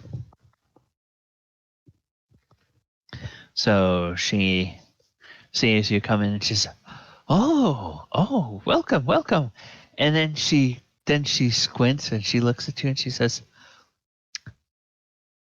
am I to understand that the ace himself is coming to my office? Yes, please, Miss Cleore. May I register for bareback? Oh, you want to register for the bareback races? Why, certainly. Oh, this will be a wonderful. Now, is this going to be for the Greengrass Festival coming up at the end of the month? Aye, for Greengrass, yes. Oh, wonderful. Well, Are there others? There are. The actual racing season will not start until about the middle of Myrtle, but the Greengrass Festival is always the unofficial start of the season. So, especially, it's more of a race for the breeders, if you will, to find the fastest stallions and mares and get them in their first breeding of the season, if you will. So now, let me ask: Are you interested? Certainly, a racer with your reputation can sort of go to the front of the line, if you will, in terms of preferences. Would you be looking for a stallion, a mare, or a gelding to race? Oh no, only race stallion. Ah, okay. Yes, I had hoped you would say that, because stallions, of course, are the swiftest, but they're also the most challenging, especially if they get in a race with a mare who happens to be in heat. Oh, they should not make those races. That is unfair advantage for mare rider. Yes, it is. Yes, it is. And of course, with this being the main purpose of this being a race for breeders, that's something you may have to contend with. Huh. Wow. Yes, but I want a wild race. Okay, That is well, what I come for a wild race. I have been practicing ah, agility. okay. Well then, we will get you set up. I tell you what, come back tomorrow, and I will have 5 of the top breeders who are entering stallions in the green grass bareback race, and we will see who you think has the best chance of supplying you with a winning mount. Because I know that you are very particular about the animals you ride. There's something about you. Most jockeys will simply jump on the back of any horse whose owner will pay it gold. But I've known you to turn down racing certain animals because of the reputation of the breeder. I am surprised you remember. Honored that you paid much attention to me, but yes, is true. Sometimes I don't want to help those to do wrong thing. Yes, well, son, when you've watched as many races as I have, and you've studied the craft, you get to know the people who have just a different set of integrity and different way of carrying themselves tends to stand out. So you, sir, yes, you have been one that I have sort of had my eye on your career for quite a while. And it'll be fun to see you race here. I will be at the race myself, so I hope that you will win.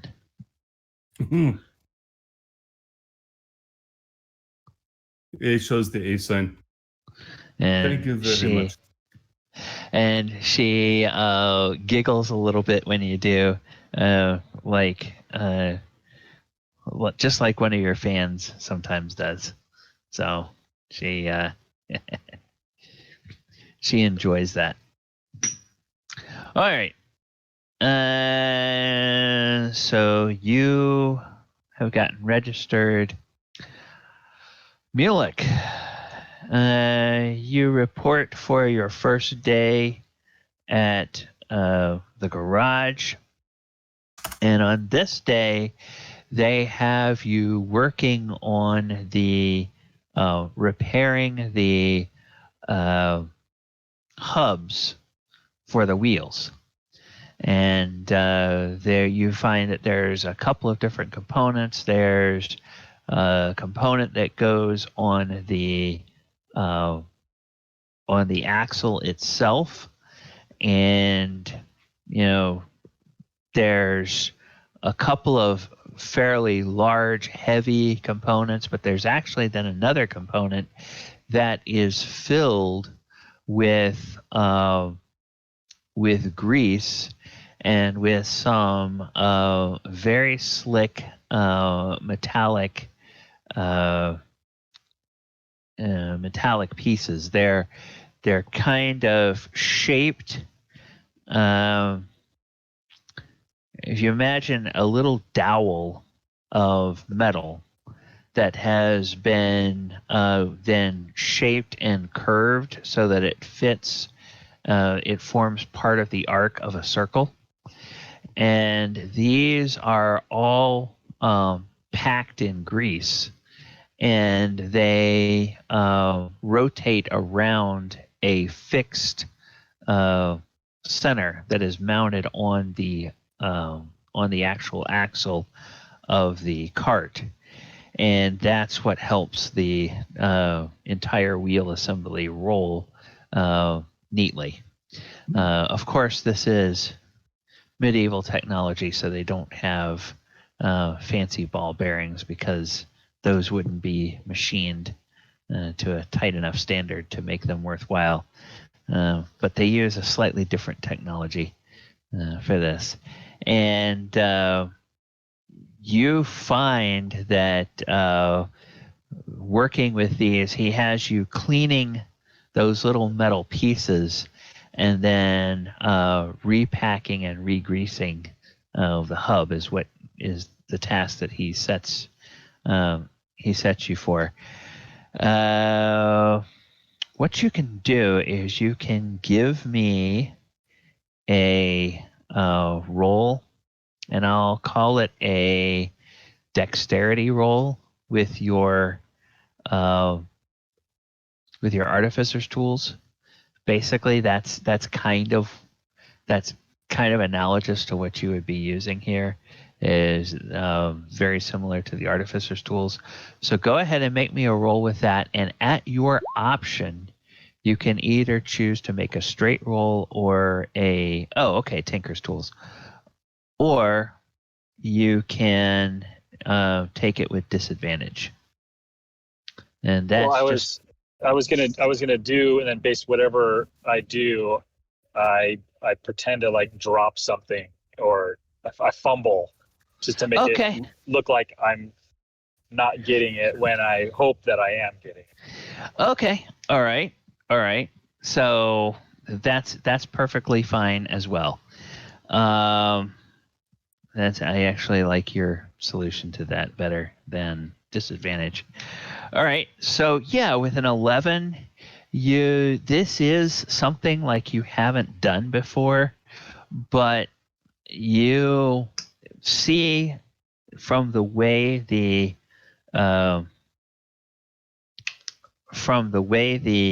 grease was packed in before, you actually find the reason that this thing needed to be repaired, which is because of the housing had started to rust through.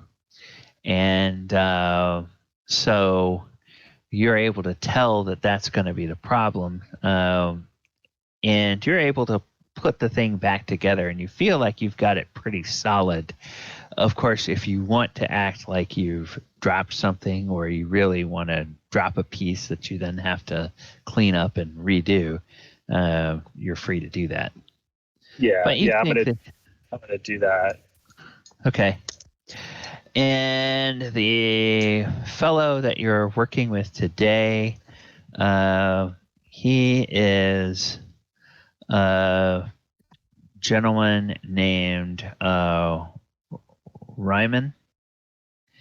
And so let's see, Ryman is the axle.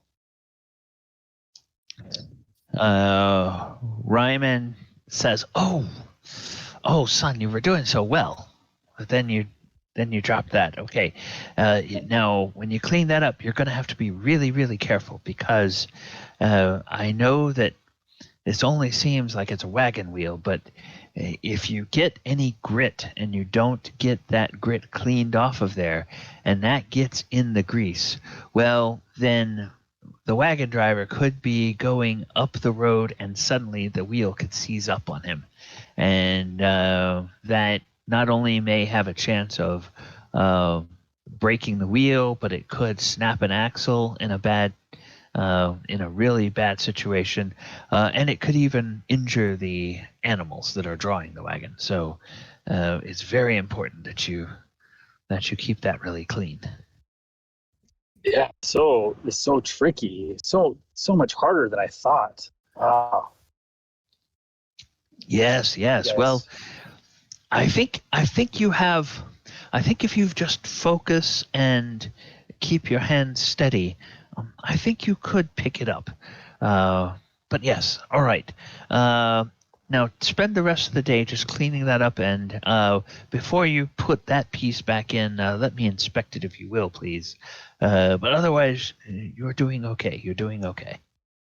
And then Okay, he goes, and so outside of this shop, are there any like tall trees or like rooftops anywhere that I could have Casper like hide out and get a view out towards where people may be approaching who may be interested in his services, basically as a lookout for the people we're trying to locate?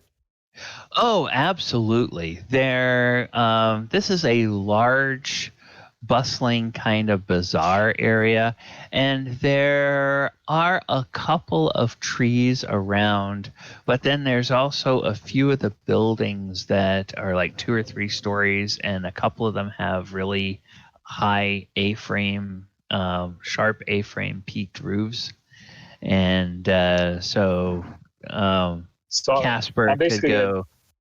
yeah, I'm basically gonna tell Casper go find somewhere to hide and keep an eye out. And during my breaks, throughout the time that I'm in the shop, I'm gonna look through his eyes and use his hearing to see if I recognize any voices that seem familiar during my time while I'm there doing the work. Okay. All right. Well, let's see. What is our time on the thing? Okay, so you're there. So you will be there.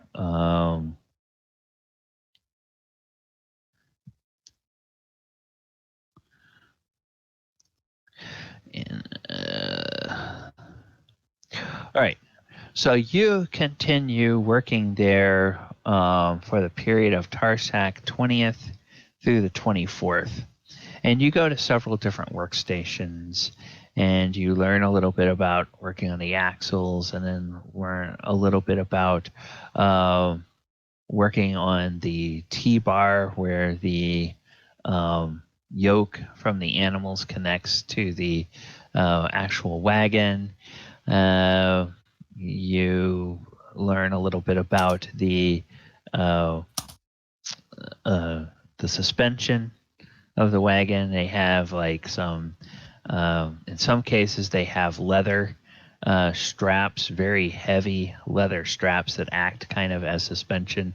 And in other cases, they actually have some light curved metal bars that act as suspension on the wagons. And you learn a little bit about inspecting and repairing those.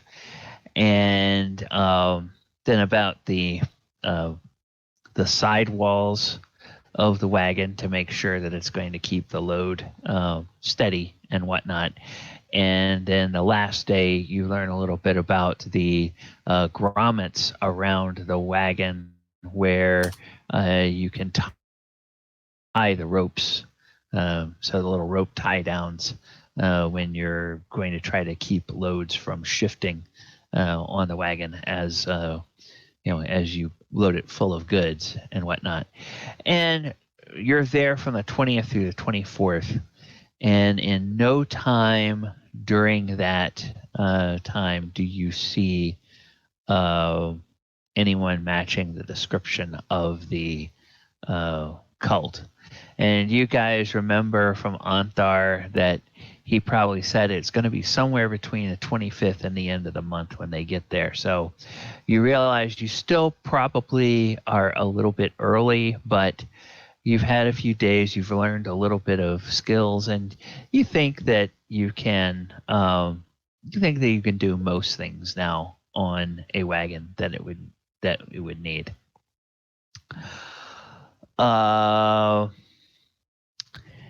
And then we'll swing back around to Faldor.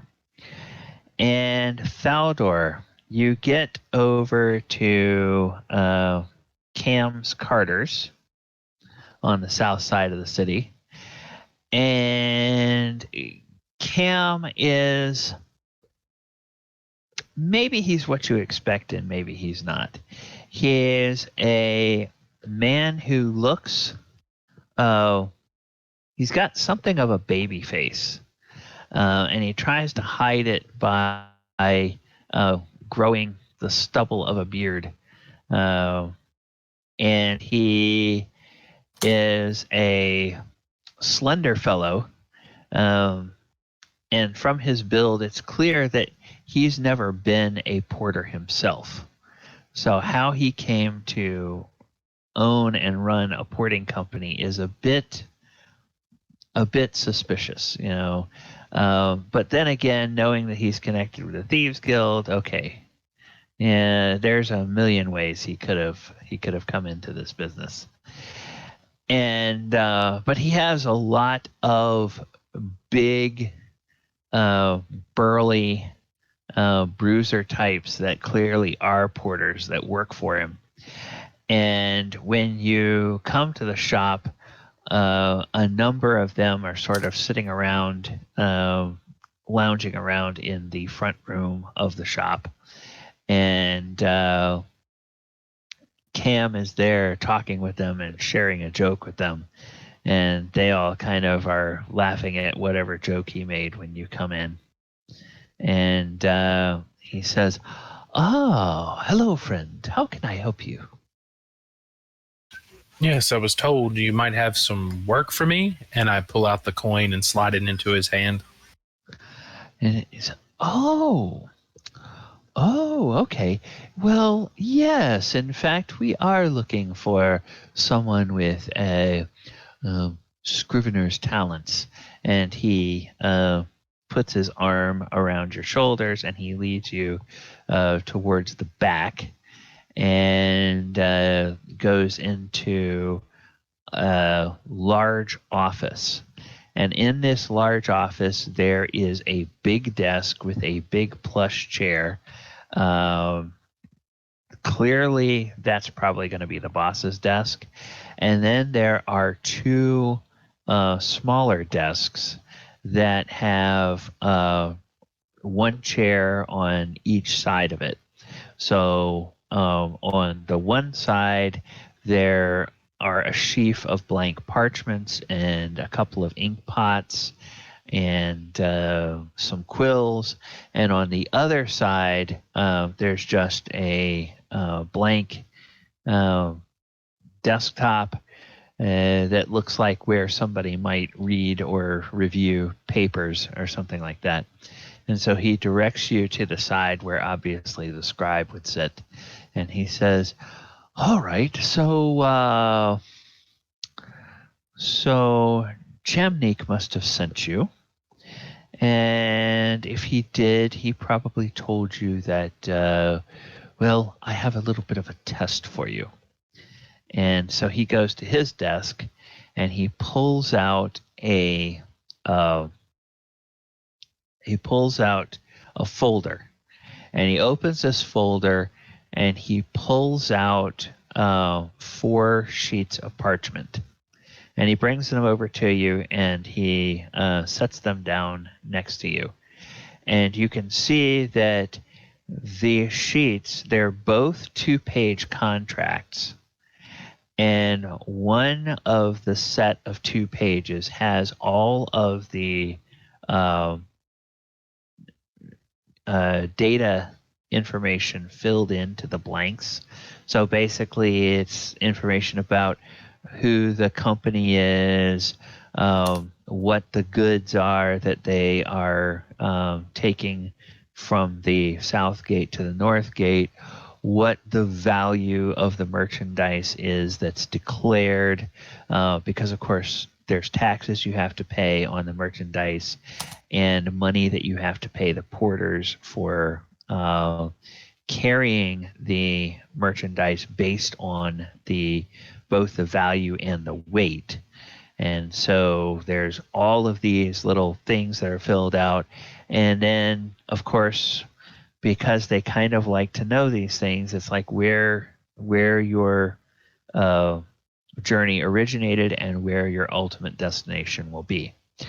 And he says, well, what I need to know is I need to know if you can fill this out and do so rather quickly and use the same, write it in the same hand, but write the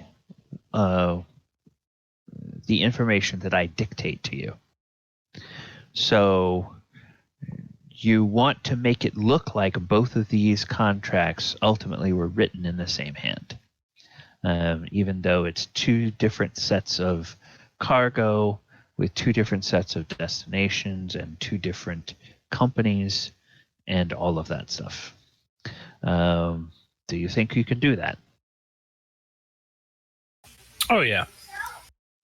All right. Okay, well. Do you have your forgery kit with you? Yes. Wonderful. Okay. So he will ask you, he says, now, will you be using my quills or do you have your own? I have my own. Oh, good. You are prepared for this job. Wonderful. And so he gives you a couple of minutes to look over the contract that's all filled out so that you kind of get a sense for the script and the way the letters are formed and whatnot. And he says, now this is the hand of, and he gives you a name, and the name he gives you is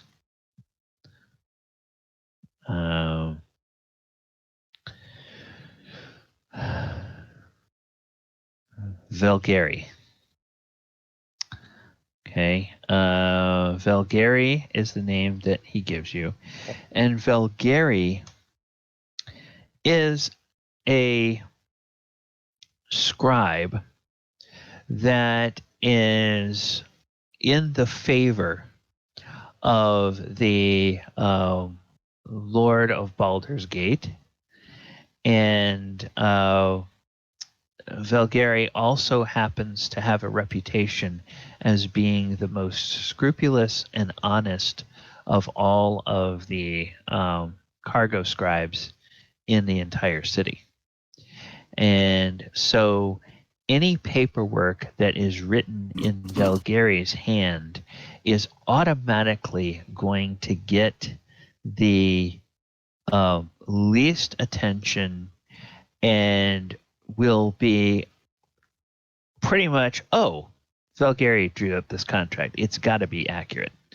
And the guards won't even bother, 99 times out of 100, they won't even bother with asking anybody to check the merchandise. There are other scribes who have a reputation as being not so scrupulous, and so if there's ever a question and a merchant is stopped and their paperwork is from those scribes, okay, then they might be more subject to inspection. And so the idea is that if you draw up a contract that looks like Velgary did it, you're going to keep your clients from ever having any entanglements with the with the fuzz, and that's precisely the reason that they come to here to Cam's Carters. Is a lot of people come here looking for that kind of assurance. So I understand. all right. So he says, are you familiar with Vilgari's work? Here nor there. Okay. Well then, I tell you what. Let me give you 5 minutes to practice a few of her letters. Just scribble on a blank parchment there for a few minutes, and then I'll be back, and we'll have you fill out the contract. Sure. So he steps away, and if you use that 5 minutes, that's pretty much going to now give you advantage on your check for this test. Okay. All right. So he comes back in a few minutes, and he sets the blank contract before you, and he begins to rattle off different names, and you draw them up. So go ahead and make me a forgery check, and we'll call that dexterity. Use dexterity with your forger's kit, and take advantage on that roll. Just basic dexterity roll. Got you. Okay. Well, if you actually have forger's tools, I think that gives you something. Let me check. That was just a basic dexterity roll. Let me check. I do have forger's tools. Yeah. So I believe You don't say anything. This lets you add a proficiency bonus. Oh, it's proficiency bonus. So my proficiency bonus is +2 or +4. Okay, Let me check. So that becomes 20. So Proficiency is +2. Yeah. yeah, so that becomes 20. All right. So yeah, 20 is really good, and he looks at it and he says, Let me see if I get a nat 20 though. yeah, you can.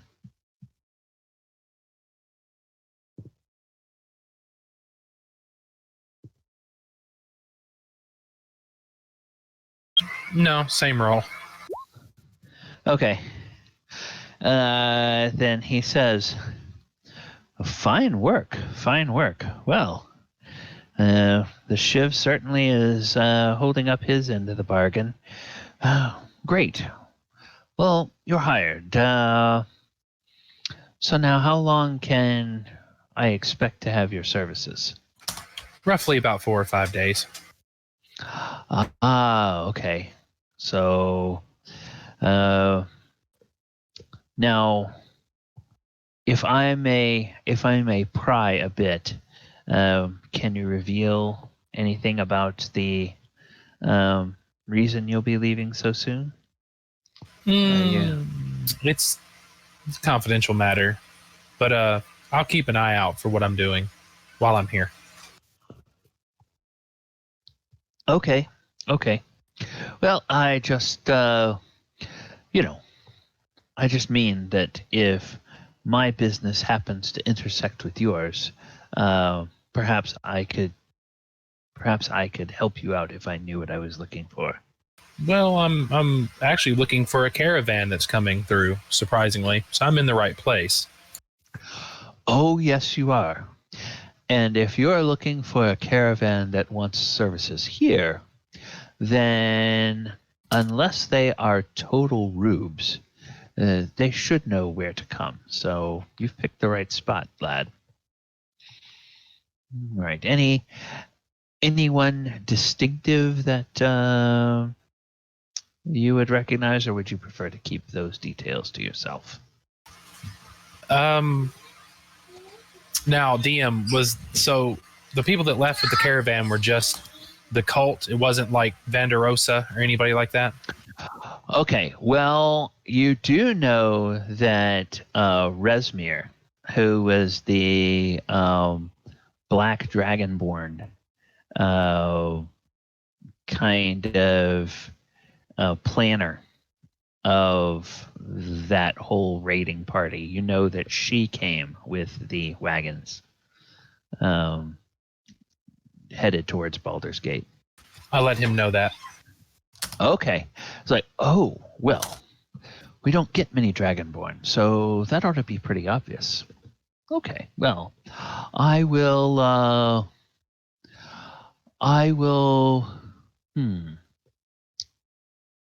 let me see. Whatever you were looking to pay me, I have an idea. You do this for me. I'm going to scratch your back, you scratch mine. But in essence, whatever you were offering to pay, give me half instead of the full amount. Oh, that's most generous. All right. Well then, I'll tell you what. If I have the opportunity to give you a little bit of advanced notice, I will just tell you that the smoke is on the water. If I notice a black dragonborn. They'll be moving quite a lot of stuff as well, so that wouldn't go unnoticed. Oh, good. Good. If they have a lot of stuff, then I can put them in the hands of my most capable porters, which of course comes with its own special fee. So, you may indeed be doing me quite a good turn, my friend. What are friends for? Absolutely, absolutely. Well, I tell you what, I was a little worried when I lost that bet to Jamner last month. I was worried what he was going to send me when it was time to pay up, but he's a man of his word. I can dare say that. But like I said, just pay me half. But there is one thing about this big group of items coming through. You can't take them. Maybe there's a finder's fee I'll give you, but you can't take them. They belong to other people. Oh. Okay. Imagine this like a... I'm trying to think of a quote, like a Robin Hood-esque quote. They robbed from the poor to give to a god. So, yeah, we don't need to let them do that. So, like I said, there'll be a finder's fee, but you can't keep the items. Oh. Well, now that's disturbing. I certainly hope they haven't done that in the name of any of the churches here in Baldur's Gate, or the Clergy's Guild there will be hell to pay in the Clergy's Guild.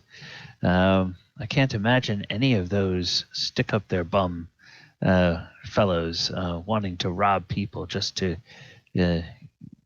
put offerings on the altar. Huh. Well, me and my associates will handle that end. But just be on the lookout and let me know if there is smoke on the water. Very well, will do. I throw him a gold. Just it's my thing. I throw him a gold piece. Okay. All right. Just as long as you're marking off all these gold pieces. I am. That's 2 gold pieces I've given out so far. Yeah, I'm okay. All right. So, Ace, you are back at the racing guild the next day, and you meet with a couple of... Actually, you meet with 5 different people. And the people that you meet with, there is a breeder named Jabal. And there is another breeder named Nader, who's also human. And there is a most distinguished looking breeder who is an elf, and her name is Silkrana. And then there is a breeder who is, oh, come on. I hate how this.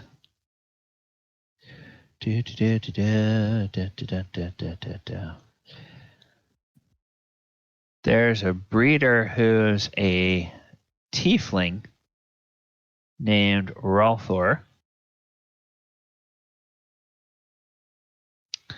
And then finally, and probably most curiously of all, because it just seems so random, there's actually a dwarf breeder, or a breeder who's a dwarf. Yeah. And this horse breeder that's a dwarf is named Grinnick.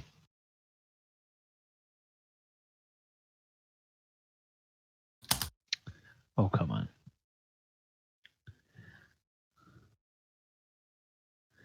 Dwarf. All right. And so you go in there, and your gnome friend, let's see, what is her name? What's her name? Cleori. Cleori will have each of them come in one at a time, and they will talk to you, and just give me one insight roll, basically, that will help you determine which of these is kind of strikes you as being the most honest.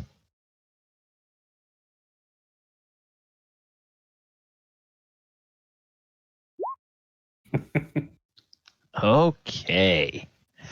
All right. So the breeder that strikes you as being probably the one that's going to have the best horse is the elf lady, Silkrana.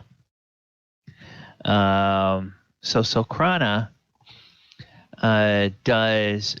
she's got a stallion, and his name is, oh, come on.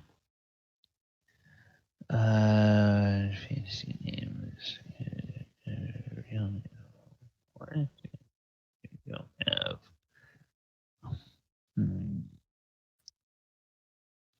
Well, bother. There we go.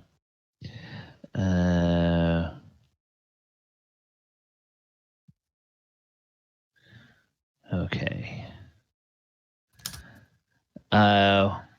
Has one named Thunder. Except, of course, it's thunder in Elvish. And she describes Silkrana describes thunder as a as being about well, I'm not gonna use all the right terms because I don't know horses. So however many hands high, and that sounds like indeed a very long-legged stallion. And she gives you a list of the races that he won last year as a 2-year-old. And so she says that now that he's 3 years old, He is coming into the beginning of the time that he can begin to breed. And so she's hopeful that between his natural speed and your reputation as a rider, that you can help to coax the performance out of him that is needed. And you can ask her any questions or anything that you have about this horse. With an insight of 6. Yeah, I mean, so whatever you think Ace would ask about a horse, if he thought it was, that would help him, that would help him understand the strategy he would want to take with the animal. So that comes down to breed and upbringing and like conditions, like the living conditions and experience. Okay. Well, she will tell you that even if she doesn't look it, and this is true of elves, because elves mature and they look like they're about somewhere between 20 and 30 years old if they were humans, and they continue looking like they're 20 to 30 years old for about another 700 years. And then, they mature when they get to be about 100 to 150. And then for the next 700 years, or 7 to 800 years, they look like they're 20 to 30. And then in the last 100 years of as they approach the last 50 years of their life, they suddenly begin aging rather rapidly for an elf. And when they get to the point of looking like they're about 45, they've got one foot in the grave. So this woman appears to be in her early to mid 20s if she were a human. And she says, I may not look it, but I've been breeding horses for 700 years. And I have bred champion stallions and mares who have won annual titles stretching all the way from Neverwinter in the north down to Port Nyanzaru in the land of Chult. So my animals come from a long line of successful breeding stock. And Thunder is one of the finest steeds that I can remember having in a long, long time. It's been probably a century since I've had a steed that promises as good as he is. And she'll tell you a little bit about the stables and the care that, the estate that she has and where the horses are bred. And she goes into great detail about the kind of diet and the exercise regimen that they have. And you think, oh, wow, yeah, it sounds like they do a really good job with these horses. And you kind of start to get excited about the potential that this horse has, presuming everything that she's telling you is accurate.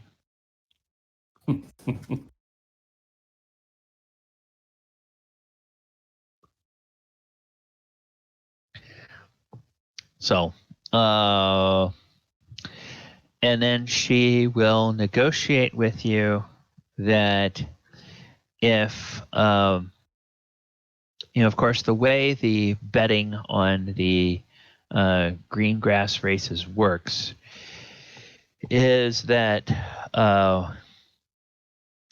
the house, all of the books, they take the vast majority of the amount that is wagered. However, the winning breeder gets 25% of the profits from the from all of the betting that was done on the race. And then out of that 25%, the breeder negotiates with the jockey, as well as with the trainer and others, what cut they will get. And so she gives you an opening bid of 8%. And you know from your experience that 8% is far lower than what you would normally get, but it is higher than most jockeys get. In areas that you are especially well known, it's not uncommon for you to get, like, let's say, sometimes even as much as 15%. And in a couple of cases, you've gotten close to 20% of the winnings. So she opens at 8. You feel like this is probably a gambit, and she expects you to negotiate with her, but you're free to do whatever you want to do. You can either take the 8 or you can try to get a better cut. 8 is what? 8 is... 8 is what she offers. That 8 is more than what other jockeys get. That's the... So I'm trying to think. Osprey negotiating is a new concept. It's like, what the thing? Oh, I know what he's going. Yeah, I see this. Osprey goes to 10, and he's going to get 9, which is going to put him as cheaper than he should be, which is where I went. Okay, you're breaking up a little bit, Fern. So I'm maybe a little bit you're backwards. Yeah. Yeah, I was sitting back thinking about this and closing my eyes, trying to find him. The idea is he tries to counter with 10. He's trying to get 9. It's lower than where he should be, but it's like that's kind of what he wants to be with this, because he wants to get the idea, unless people get the idea that they can get him, so that if he comes back to racing, they come. Okay. All right. So, you offer 10, and she says, well, it's true. You do have something of a reputation. Of course, I know your reputation from from the many races that you do around the Sword Coast, but you're not that well known here. So, yes, I think maybe 9 would be fair. What would you say? Yes, 9, very good for this. I am here to help the people during time of celebration. Oh, wonderful, wonderful. Well, it will be a pleasure, and I am sure that you will help Thunder across the line, ahead of all the other animals.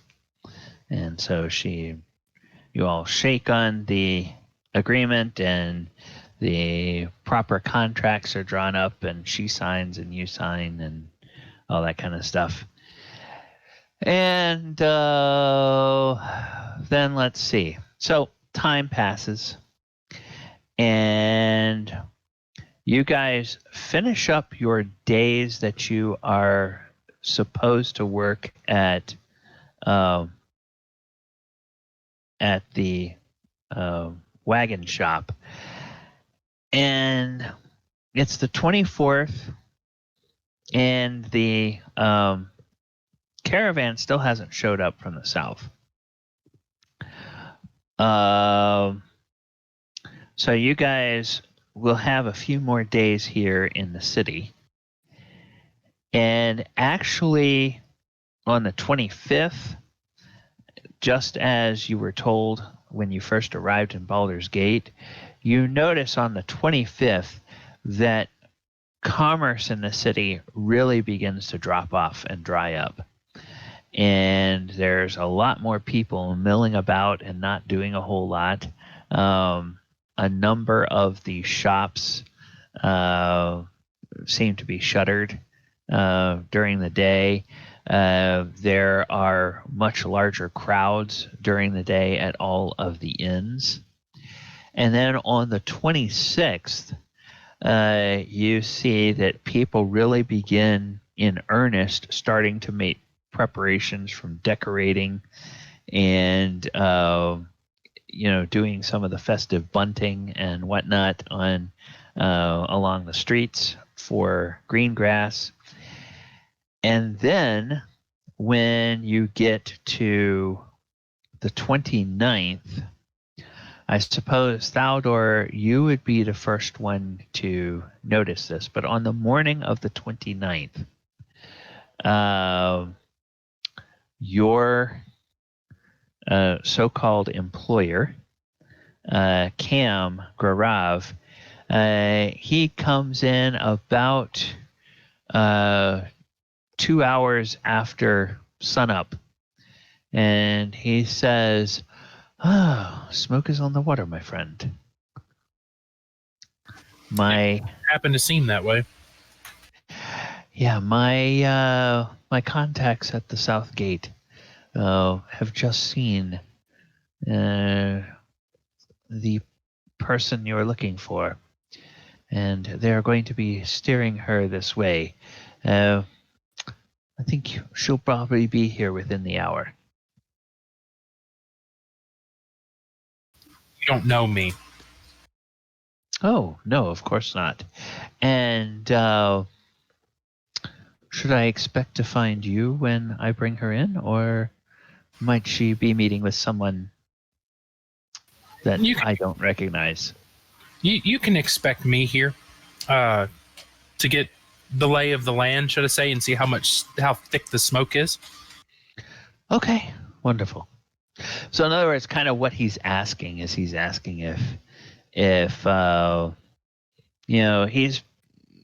kind of an insightful person. He realizes, okay, yeah, you're a smooth operator. You've done a number of jobs for him, and you're looking for someone particular. So he's kind of just wanting to make sure if when he brings this person in, if you're going to look like you or if you're going to have done some work with a disguise kit. Oh, I'm going to look different. I'll be here. Okay. I'm not going to look the same. Okay. That's kind of what he was asking. And so you'll... Bob. Yeah. All right. Bob Ratchet. Okay. Wonderful.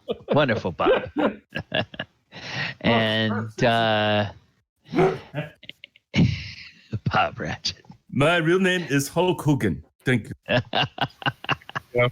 Kugan. Hulk Hogan. All right. So, indeed, when go ahead and make me a roll for your disguise kit. Should get proficiency on. Yep. Yep. So you have. What would it be? What? Deception? It'll be a deception with advantage because you have those extra materials that you brought with you from Elturel that give you advantage on using your +2. Kit. That's 21 there. Okay, 21. We'll take the 21. Yep. All right. Indeed, in walks Resmir.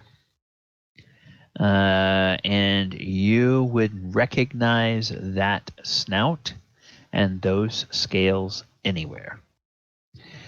And so she's talking with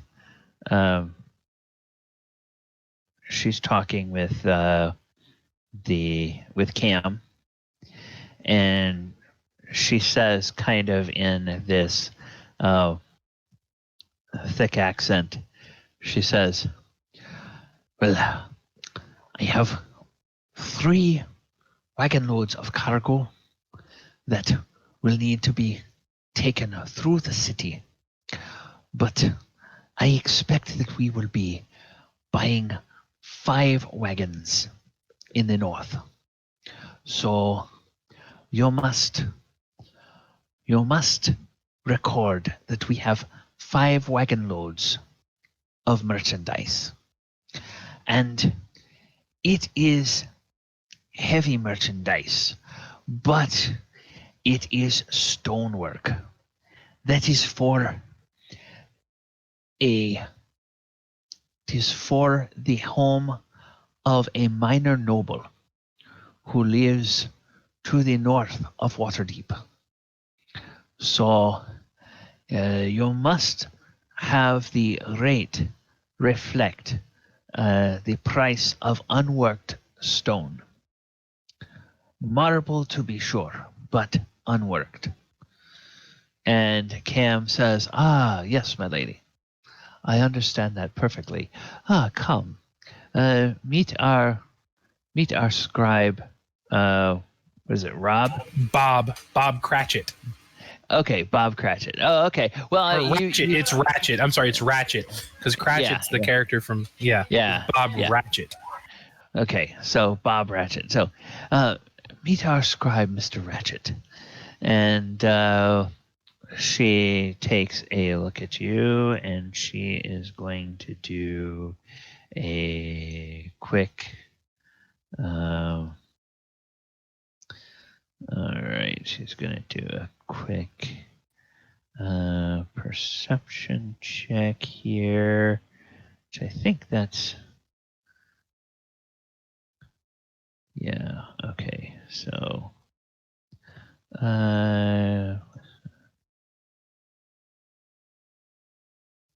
Okay. Well, she gives no indication that she recognizes anything about you. So you feel very confident in your disguise.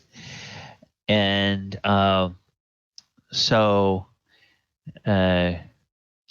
Cam says, "Oh, yes, Mr. Ratchet. Well, we want to go ahead and draw up the contract. And so now, my lady, what is the village that you said that the destination for the cargo will be?" And she says, well,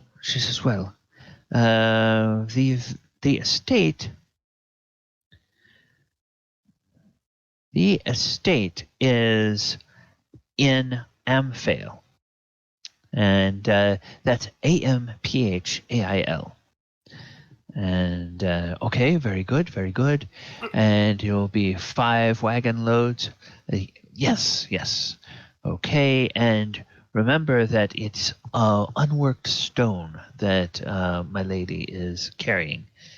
He says to you, Mr. Ratchet, and then he says, "Oh, so this stone, it's very heavy, right?" She says, "Oh yes, very heavy.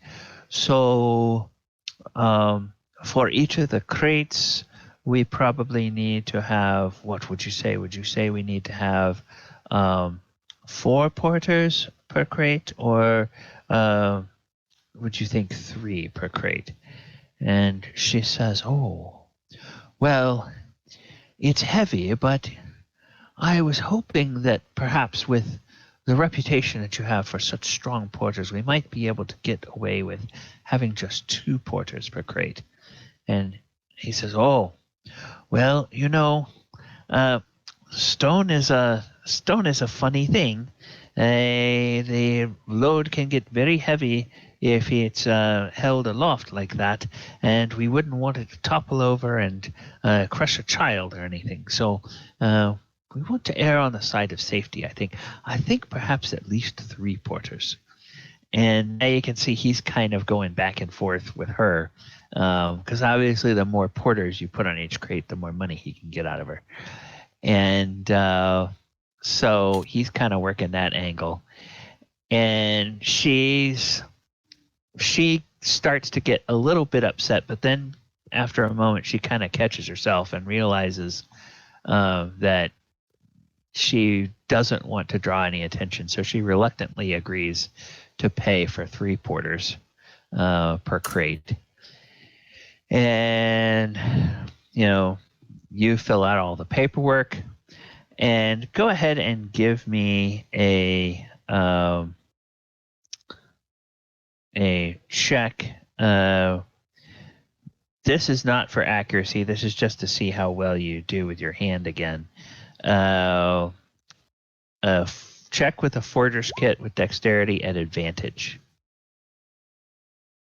So we're just going to add your proficiency to those. So that's 10. Oh, Lord, no. Let me use inspiration, even though the 10. Okay. I'm using inspiration. And with inspiration, because you have advantage, you get to re-roll both. Thank God.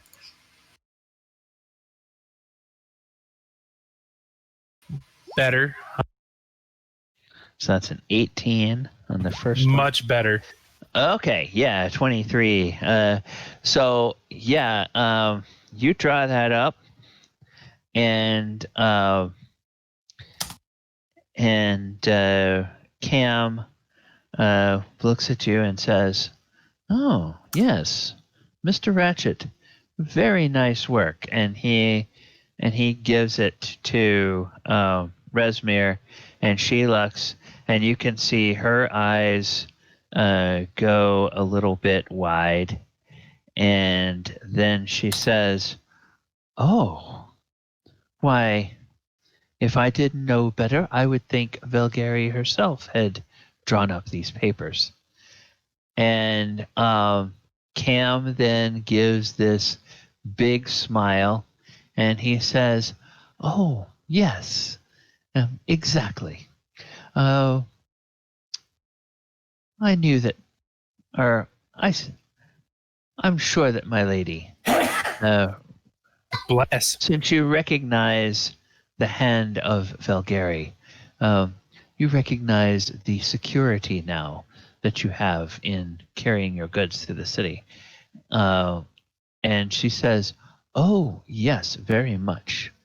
And so she pays Cam the fee that they negotiated, and she stands up, and before she walks out, she reaches into a purse, and she pulls out 5 coins, and she puts them on the table in front of you, Thaldor.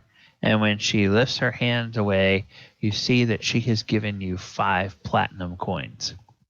Whoa!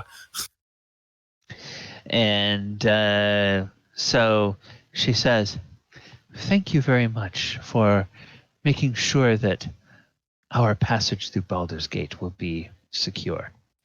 And then she turns around and she leaves. And so Cam looks at you and says, "Stolen for a god indeed." I wasn't joking.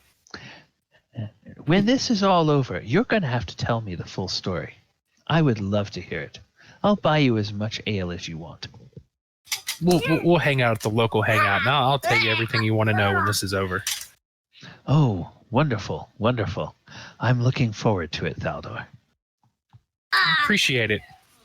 Cam, here. I actually give him one of the platinums. This is for your services. And whatever you're going to pay me, just keep it. And he says, very, very nice. I am really going to have to thank. I'm really going to have to thank Gemnik when I see him again. All right. And so later that day on the 29th, when you check in, I guess actually by this time, James, you would be, Mulek would be actually working in the front of the shop by this time. And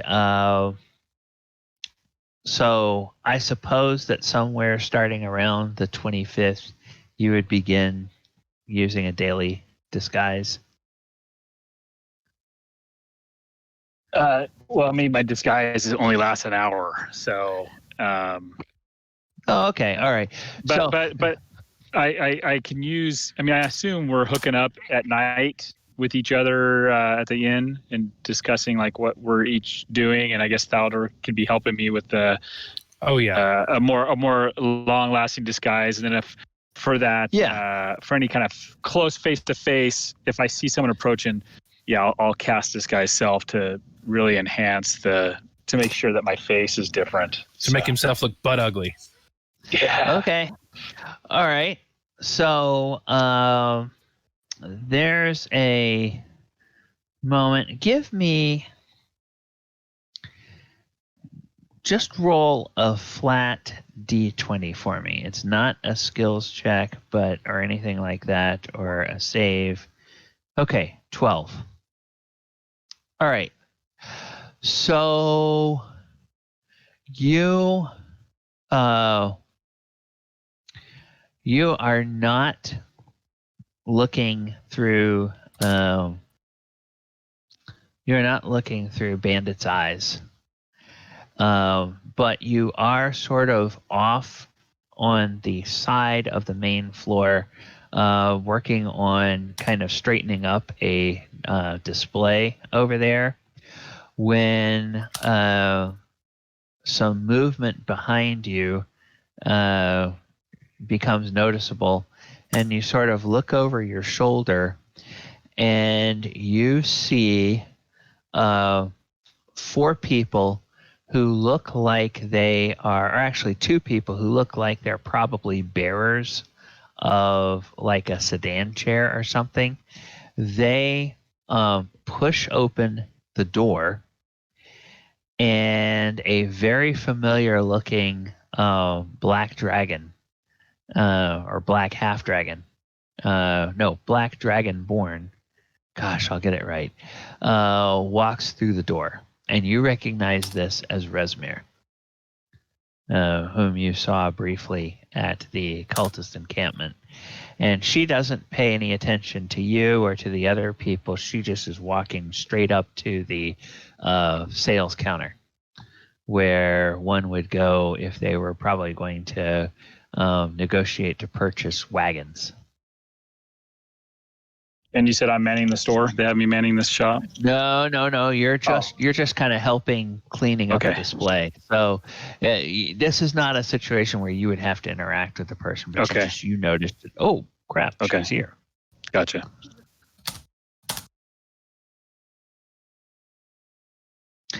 And I guess Baldur, one of the things I should have mentioned in finishing up your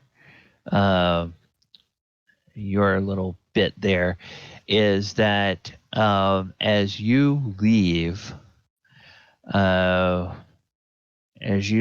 the Cam's place, you notice that Resmir gets into a curtained sedan chair,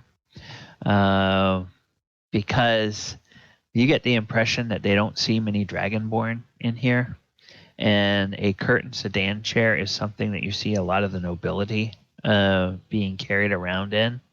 And so she's got a sedan chair, and she's got 4 bearers on the sedan chair. And you recognize 3 of those as people that you saw at the cultist encampment. And it's probably a good bet there are more of them around, but you know, those are the ones you see right now. Interesting. All right. Yeah, so Mulek, you're at the shop. You've seen her come in. You know you don't have to interact with her, but what would you do at that point when you notice her coming in? So I'm obviously going to be like just standing behind something as close as I can, listening to what she says.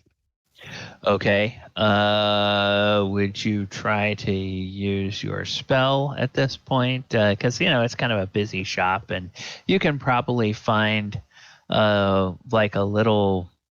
There's like a little warehouse attached to the shop, so you could probably duck into the warehouse and cast Disguise Self and come back if you wanted to. Or did you just want to sneak over there close and take your chances? Oh, if there's nothing, like I was thinking maybe there were some shelves I would just be standing behind where they wouldn't even see me. But if that's not the case, yeah, before I get close, I'll go off and I'll whisper a few words, move my hands, and make my face appear completely different than what it was before. Okay, so then you move over closer to that, and you're going to attempt to look busy and try to appear like you are not listening to the conversation. So go ahead and give me a deception check or a stealth check, your choice, one of the two. And I'll let you use whichever is better for you. Well, one's a -2 and one's a 3. Yeah, okay, so... Oh, wow, 22. All right. So you actually wind up getting literally behind the sales counter, and you're working on some displays that are behind the sales counter, and the salesman is practically right at your hip and dealing with Resmir, who's standing probably about 6 feet behind you while you're working. And you can hear that she is looking for 5 very sturdy cargo wagons, and she gives her destination as Waterdeep. And so the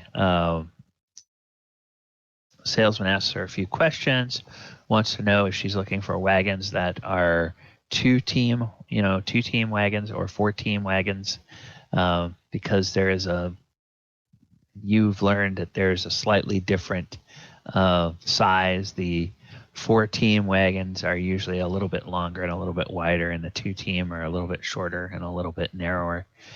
And she says that she's looking for 5 of the 2-team wagons. And he says, all right, wonderful. And then he asks her a few more questions, and it turns out they're looking for wagons that have permanent sides. So they're built up sides and then a tarp top, because this place builds 3 different styles of covered wagons. They build the traditional kind of flatbed wagons with the short sides and then kind of the whole canvas hoop thing that goes over the top. And then they build solid body wooden wagons where the entire enclosure is built out of wood, including the roof. And then there's the kind that she's asking about where the sides are built of wood, but then canvas tarp is laid over the top to cover it. And so that's apparently what she's looking for. And he makes the transaction, and they haggle a little bit over the price. And she says, "Okay, when can these wagons be ready? I want to try to leave tomorrow." And the salesman says, "Well, we actually have enough of the wagons built up to sell you today, but my lady, I'm sorry, you're not going to be able to leave tomorrow. Tomorrow is the 30th of the month, and of course the day after that is Greengrass, and there's no caravan company in the city who's going to be willing to start on a trip north until after Greengrass. So you'll have to wait until the first of the next month." And she says, "Oh, damn those roads. I was hoping we would get here in time to get out of the city before Greengrass. I have urgent business in Waterdeep. Oh well, I suppose it can't be helped. Thank you, sir." And then she turns around and she stalks off. None the wiser that you were right there. And I have a couple of minutes after 11, so we will go ahead and call it there. Next time, we will deal with the green grass races and get on the road north. So hopefully Chris will be back. Vernon, then I know that you have something you wanted to do with him, and we can maybe have that play out on the day of the festival. And we will go ahead and get the plot on the road after that. All right, well, thank you, everybody. Thank you, players, for coming tonight. Thank you, chat, for hanging out tonight. Appreciate that. And we will see you all next week at 8 p.m. for another edition of the Sword Coast Chronicles. Thank you, players. Take care and have a great evening.